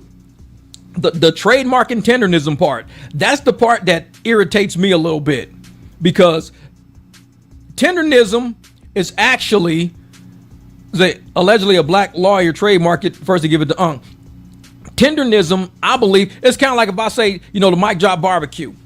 I'm the Mic Drop Barbecue. And y'all know me as the Mic Drop Barbecue because I've been doing it for so long. But then I go get with a business person and the business person go, you know what? I'm a trademark the Mic Drop Barbecue. To me, that would be wrong. Especially not to put my name on some shit I created. That would be wrong right there. Because I'd be like, bro, I've been to Mic Drop Barbecue for a minute. The fuck you doing? Yeah, but I trademarked it, so it's mine now. That's foul right there. That would be foul to me. We can have a setup to where we do business together, we do things together and all of that. But For you to take my name, Tendernism, to try to trademark it without including me means you can have the rights to that name. You can have the rights, because I said rights is where the money's at. Licensing rights, merchandising rights. Hey man, can we make a bunch of Tendernism t-shirts? Yeah, we're gonna make 2 million Tendernism t-shirts and we'll give you a cut of it. Cool, go for it. If I have rights to that word Tendernism, those rights to that word should belong to Unc. That should belong to Unc. That's the one part of the whole deal that I think was kind of jacked up, was the fact that he said that, you know, the white guy was like, I'm going to trademark Tendernism. That means he has rights to it. Rights are where the money's at. You can have Tendernism shit trademarked over in India right now. You can have it in Japan. You can have it in, you can have Tendernism whole stores. You could be selling that shit at every airport, just the t-shirts alone. And whoever sells the licensing and the rights to it, that's the person right there who's going to have all the money. Yeah, Unc want to have the rights to the name so he can have the money from all. Exactly. So the business itself, you know, him paying Unc to be there, because everybody's like, Unc ain't a business owner. He shouldn't be a business owner because that's not his business. But the name is. That's where the true money. I don't give a damn about the business. You can have the business your family gave you. You can have the barbecue spot, the restaurant. You can bring other people in to cook for you when Unc leaves. We don't care. But that name, Tendernism, that goes wherever Unc goes. That's the part of the deal that they need to, that's not a good deal right now. It's not a good deal. They need to smooth that shit out. Because if Unc leaves with the name Tendernism, that guy now has to pay Unc to use that name if he's going to keep doing Tendernism in his videos and everything else like that. But also Unc can have Tendernism in other people's content now. He can have 4 or 5 smokehouses doing Tendernism videos. He can have 10 smokehouses. He can be selling merchandise. He could be selling, that's my snooze button. Yeah, he can have Tendernism gear in restaurants everywhere. So the biggest issue with it all is not him and Unc working together. I think that's good. So every time someone shows a video, they spent 130, 170 on barbecue. The place seems expensive. Yeah, it might be. I know some expensive places out here. Shit, Ocean's 11 or Ocean's 44. That place expensive. But so if Unc actually wanted to just say, okay, this is what our deal is. You're the owner of Destination Smokehouse. That's your shit. I've never owned it. I don't want to own it. Don't want no parts of it. That's cool. You're paying me to be here. I'm good. I'm glad to be here. But if you say Tendernism, the actual name, the process and everything else, that's my shit. It's kind of like me meeting Snoop Dogg, him saying his name is Snoop Dogg, but me trademarking the name Snoop Dogg and not even saying Snoop Dogg trademarked it himself. And everybody like, dude, how you trademark Snoop Dogg's name, but Snoop Dogg is the actual rapper and he already had that name when you met him. See, that's some snake shit right there. That's snake. That's not good business right there. All the other business around it, they can, like I said, they can do whatever. That's his company. His family gave it to him. That's his business. Totally cool. I get that part. I see how it works. He came in as a contractor. He came to him as a contractor, willing to work under him as a contractor. That's still his, no matter how people do it. That is the white guy's business. That is not Unc's business. Unc was a contractor just like me.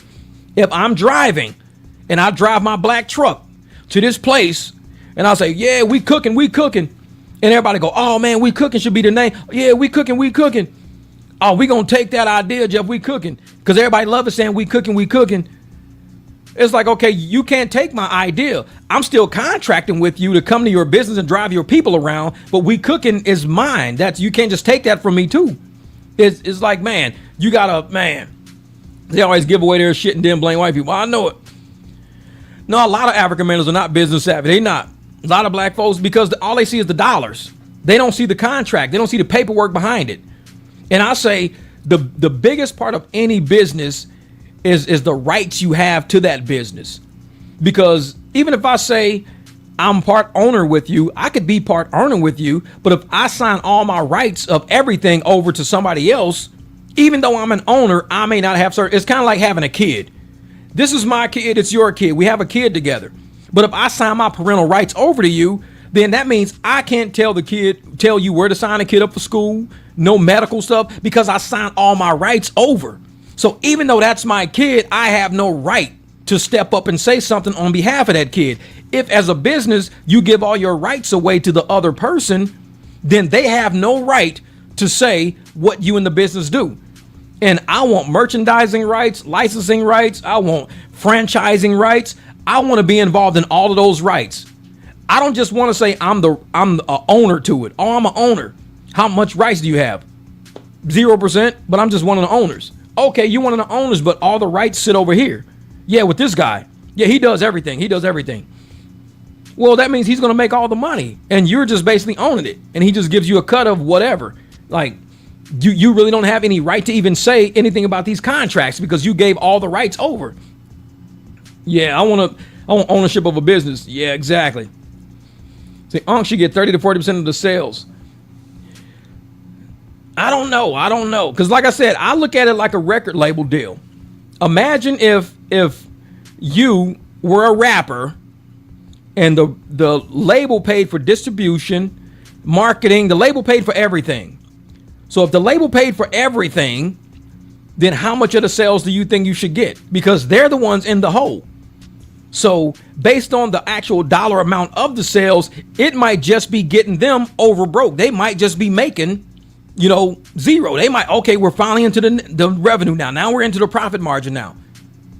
So if somebody gave you 25% of the sales and they took 75%, but 75% still left them in the negative, that means the more they do business with you, the broker they get, and they're going to end that business relationship because they do it even at 75%, we can't make it. I mean, if it was to where we'll give you 25%, but that means you've got to invest money into it too. So if we take 75, you take 25, you got to put money into it. It's kind of like with rideshare. If rideshare says we're going to give you guys 30% of the money, we'll say, okay, cool, that's fine. But you got to buy the car. You got to pay for your own insurance. You got to buy your own gas. You got to pay for your own repairs. See, we're putting money into the situation. So we put money into the situation, which is our investment into the asset, and they give us 30%. Now, if we said we want more than 30%, we want, 50%, then they'll say, well, or say, let's say lower. They say, well, we'll give you a 10%, but you can use one of our cars and we do all the repairs on it. We do all this. It's like I said, kind of like rideshare. When you rent a car from Hertz and you do rideshare, does Hertz get paid? Do you have to pay Hertz for that car? Of course you do. So that eats into your percentage because Hertz says we will take accountability for that car. We'll put insurance on it. We'll fix the tires. We'll do repairs on it. We'll do whatever. But you got to rent it from us. And we want X amount of dollars a week. If you make $2,000 a week and you're paying $500 a week for the car, I mean, that's what? 25%. But you just paid Lyft and Uber 30% on top of that. So out of the 55% you've paid out, you're truly only taking 45% of all the revenue made. You're taking 45%. You're doing all the work. All they're doing is setting you up with the client. And they're taking 55% of the money home. And all they're doing is setting you up with the client. They said, hey, that guy needs to be picked up. Go over there and pick him up, $100. Okay. But once you pick him up for $100, send us $55. I'm only getting $45. That's it. I mean, you got to pay for the car. You got to pay us. That's business. That's business. And people just don't understand the cutthroat of what business really is, which is why I do my own private rides. Once you understand how private rides are set up, once you understand how Uber and Lyft and all these people are third-party transactions, somebody schedules a ride with an app they see, that app schedules the ride on Uber, and then you pick the ride up off of Uber. So guess what? Uber got to get paid. The company that they scheduled on got to get paid. So these people just scheduled that ride for $100, but somehow you're getting $22. You're like, wait a minute, how am I getting $22 and they scheduled it for $100? That's how the contract works out. Because if you would have went straight to the person and cut out all these people in the process, you could have probably got 100, 90, 85. But people don't think that far into the business transaction. They think, well, if the person paid 100, I should get, 90 or 80. Well, how many people are in a row before it gets to you? See, somebody booked through this place who has employees, and they booked through Uber who has employees, and then you got to pay off Hertz, who you rent your car from, and then you get money at the end. So out of that $100 ride, you might take home $11, $12 in profit. You're like, wait, how do I do that? Because you got to pay the first person, Uber, Hertz, and then you get whatever's left. And people like, well, I could just buy a fucking car and just do it direct. Now we're talking private rides now. Say, check out the latest video about how to bear jacks, how to make private rides. Oh, yeah. What's up, Sharon? Welcome to the barbecue. Welcome to the barbecue. Saying you're paying taxes on 100%. Well, you're paying taxes on net profit, not gross income. If you're paying taxes on gross income, you need to fire your accountant. I'm gonna tell you like that. If you are paying taxes at 100% of what you make, fire your accountant. Fire them. There's no business I've ever worked for that paid taxes on gross revenue. Not a single company I've ever worked for. So if you out there saying, hey man, I made $30,000, I got to pay taxes on $30,000, you fire your accountant immediately. Thanks, Sharon. Because there's a reason why they call it net income. When you fill out your tax, there's net income. You got standard deductions, itemized deductions. When you're a business, look at any business spreadsheet. You got the balance sheet, you got the income statement. If the income statement is revenue at the top, expenses at the bottom. So if you put revenue at the top and you don't put no expenses in there, you're paying 100% taxes on all the revenue you made, even though you have business expenses. If you are not capitalizing on all those business expenses, fire your accountant. Fire them now. There's no way possible you should be paying 100% tax rate on all your revenue. You fire your accountant immediately. It's like, because he's getting over on you big time. My bosses used to tell me when I was corporate, make sure you get as close to zero as we can. I'm like, okay, get as close to zero as you can. I'm like, all right. We would start expensing everything. Okay, well, what about this? Oh, expense that. Don't capitalize it. Nope, expense it all this year. Oh, I was going to capitalize it and amortize it over the next 3-4 years. Nope, I don't want it over there. Expense it now. Expense all of it. Okay, cool. See, motherfucker, take off 15 grand. Don't 15,000 over the next 3 years. No, 15,000 now. Expense it. I want it out. Get it. And we would keep doing it. We would expense all the heavy shit. Get as close to zero or a tax basis that you want to be at. You're at that tax basis. Yep. Cool. Leave it there. Now you can capitalize everything else. All right, cool. You can set up amortization schedules for these 4 cars, set up this and that. All right. An accountant knows, man, if you don't do tax planning and you walk in paying 100% tax on all your revenue, you playing yourself. This is a business. Understand how business works. Understand it. What up, Social Court? And I'm like, man. Oh, yeah. Craig Cash in the building. What's up? The bank is open. He's working on a cooking upload. What's up, KT? Oh, yeah. I know I got a client at 9:50 that should be landing anytime. Landing in about 40 minutes at 9:51. This is some of my clients, they do not give me their flight number. Give me your flight number so I can track it to see if it's a delay or something. But she didn't give it to me. So 9:51. I can leave here at like 9:50. I can leave here at 9:50. She lands at 9:51. I could leave here at 9:50 and be pulling up when she's walking out the building. That's how close I live to the airport. So I want to see my drop. That was funny. Man. So, and that's what I say about business. You know what I'm saying? Make sure that if you are doing independent contracting and you really out there trying to do something, and I see it a lot in comments, you know, we got people out there who are they don't know taxes at all. I'll say, oh yeah, man, I just made $500 on this ride. Oh, you got to pay taxes on that $500. I'm like, what? You got to pay taxes on that $500. I'm like, no, I don't. The fuck is wrong with you? I'm like, it's gross income. That's not my net income. My net income is at the end of the year. It's like this $500 is going towards annual expenses. I got insurances to pay. I got tires and shit to buy. If I make $500 and I have expenses for $500, how much in taxes am I paying? Common sense will tell you right there. If I got gross revenue of 500, my expenses are 500, how much net income do I have? How much tax do I got to pay? You ain't even got to be an accountant to figure that shit out. It's just common sense.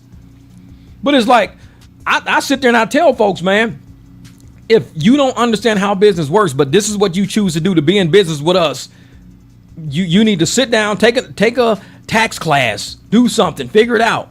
But there's nobody I know paying 100% tax on 100% of the gross revenue they make. It's literally impossible. Literally impossible. At the end of the year, get all your receipts, get all your shit together, all your expenses, everything, and that's the tax. That's your tax basis right there. The number you get at the bottom of all of that, that's your tax base. I can make $20,000 right now. I can make 20 grand today, but end up with $30,000 in expenses for the next 2 months. And guess what? I'm negative 10 grand on the year. So that 20,000 I made, I pay zero in taxes, but I have a negative $10,000 at the end of the year because I had 30 grand in expenses. I made 20 G's and I bought a car for $30,000. Guess what? I'm 10 grand in the hole. Negative 10 grand. I can have loss carry forward. But people, all they see is the 20 grand. You got to pay taxes on that $20,000. I'm like, no, I don't. The year ain't even over yet. What are you talking about? Well, you just made 20. You got to pay them. Bro, that's not how taxes work. Like, I'm cool on that shit. I will not listen to you about taxes. I'm cool on that, man. It's like, fact, you have some classes to teach. I really don't do tax classes because this is what I tell folks. Taxes are easy to understand. It's very easy to understand. Look at everything from a business aspect. Look at the words that business people use. That's how you figure stuff out. Businesses use words like gross income, net income, tangible assets, intangible assets. They look at loss carry forward. They use a lot of different vernacular in business, and not enough people read business journals or business stuff. They talk to people around town that like are grocery shopping and shit like that, who are employees who never owned a business. If you want to learn about business, read business stuff, listen to business channels, talk about business, because that's where you're going to pick up the lingo. And once you pick up the lingo, you're going to start researching, what does that word even mean? So you say, okay, cool. Now I research, I know what that word means now. Now you incorporate that word that you now know what it means into the process of business you're doing. That's all. And a lot of people, they're so used to just going to a job, getting a W-2 paycheck, giving their taxes to the government ahead of time, and then at the end of the year saying, okay, now how much do I get back? Because I gave you this much, how much do I get back? And a lot of people do that. Thanks, Miss Abby. I appreciate it. Here's for the puppy treats. I know it. And there's one of them laying right here. But that's the thing, though. It's like if you know how businesses operate and you run your life less like employment, and if you, let's say in employment, you max out your withholding. Every year you just max out your withholding. You're almost guaranteed to get money back at the end of the year because you maxed out your withholding knowing you're going to get money by the end of the year. But what if you could tax plan it to where every month you paid exactly what you would owe the government? You pay exactly that amount to where at the end of the year, you're liable for no taxes, but you also don't get a return back. That's a perfect balanced budget right there. That's perfect balance. You say, I got all the money back. I didn't max out my withholding. I took out exactly what I would have at the end of the year. I knew what I was going to, and guess what? Bam. I owe nothing, but I get nothing. So therefore, I planned it right. Some people, they overpay taxes all year. They overpay and they get a refund at the end of the year. Some people underpay and they got to pay in at the end of the year. Perfect tax planning is when you do it and you don't owe shit and they don't owe you nothing. You just walk away like, cool, it's been a great year. It's been an amazing year. See you next year. I know it. Say, kids are grown and everybody is coming for me. Well, KT, this is what you do. I'm going to give you a hack. I'll give you a hack for taxes. If all your kids are grown and nobody out there, and somebody out there, let's say somebody has a kid that's in college right now.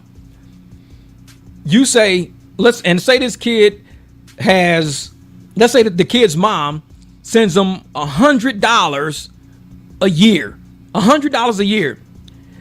And you say, well, I'm going to send 100, is it 51 or 101? It's something, but you have to pay at least either half or more than half of what the kid's income, not income, but dependency over the year, something like that. It's some weird thing like that.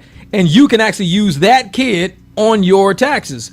I know this because when I was at Drake, a lot of people back in the day, we were all accountants back then, were actually being claimed on taxes of people who was in our family at the time.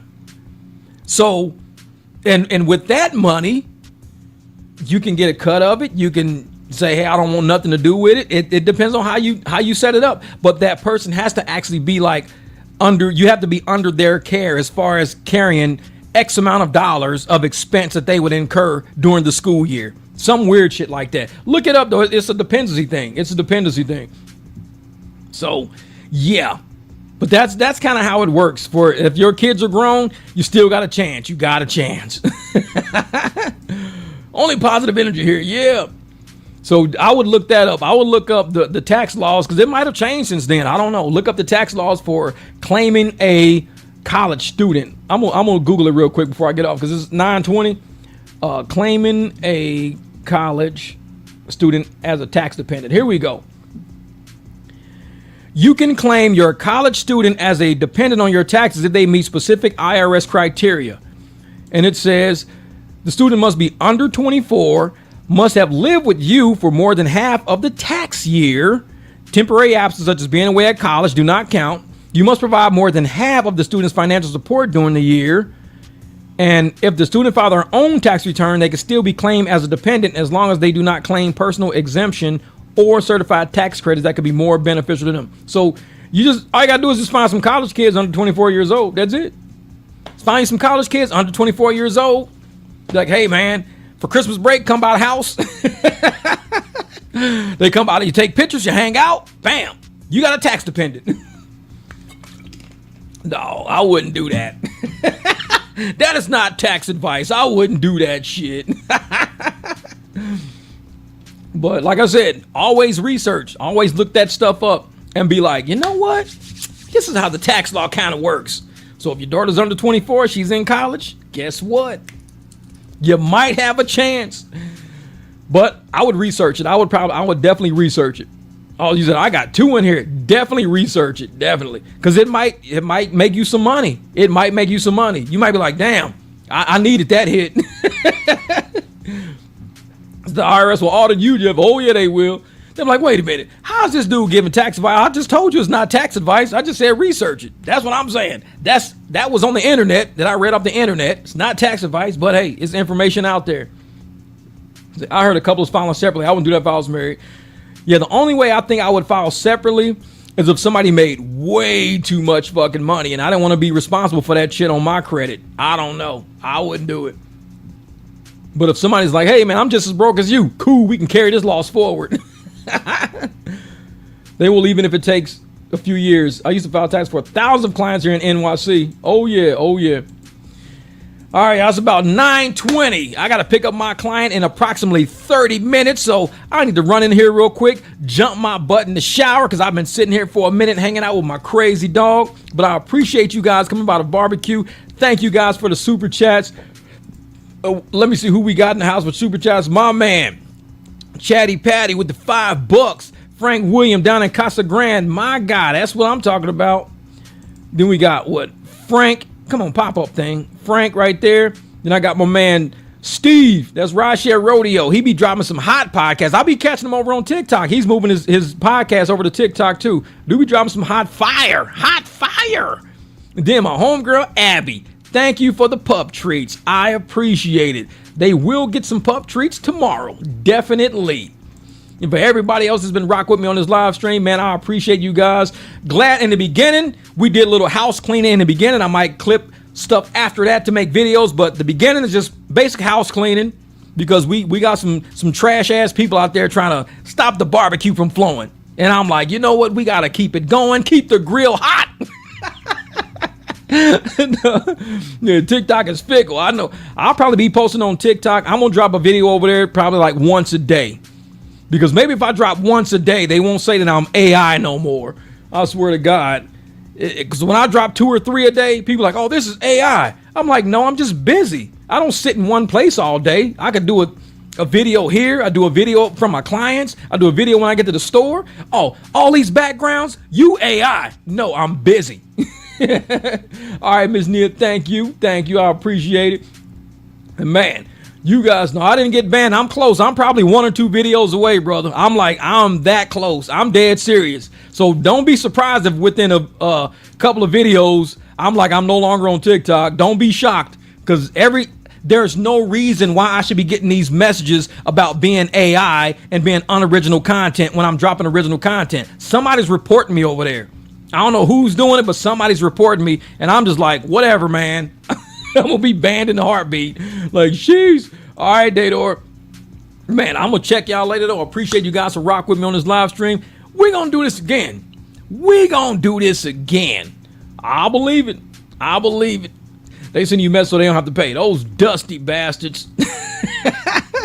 But all right, y'all. I gotta go jump in the shower real quick. My client will be landing in approximately 30 minutes. I'm out. Enjoy.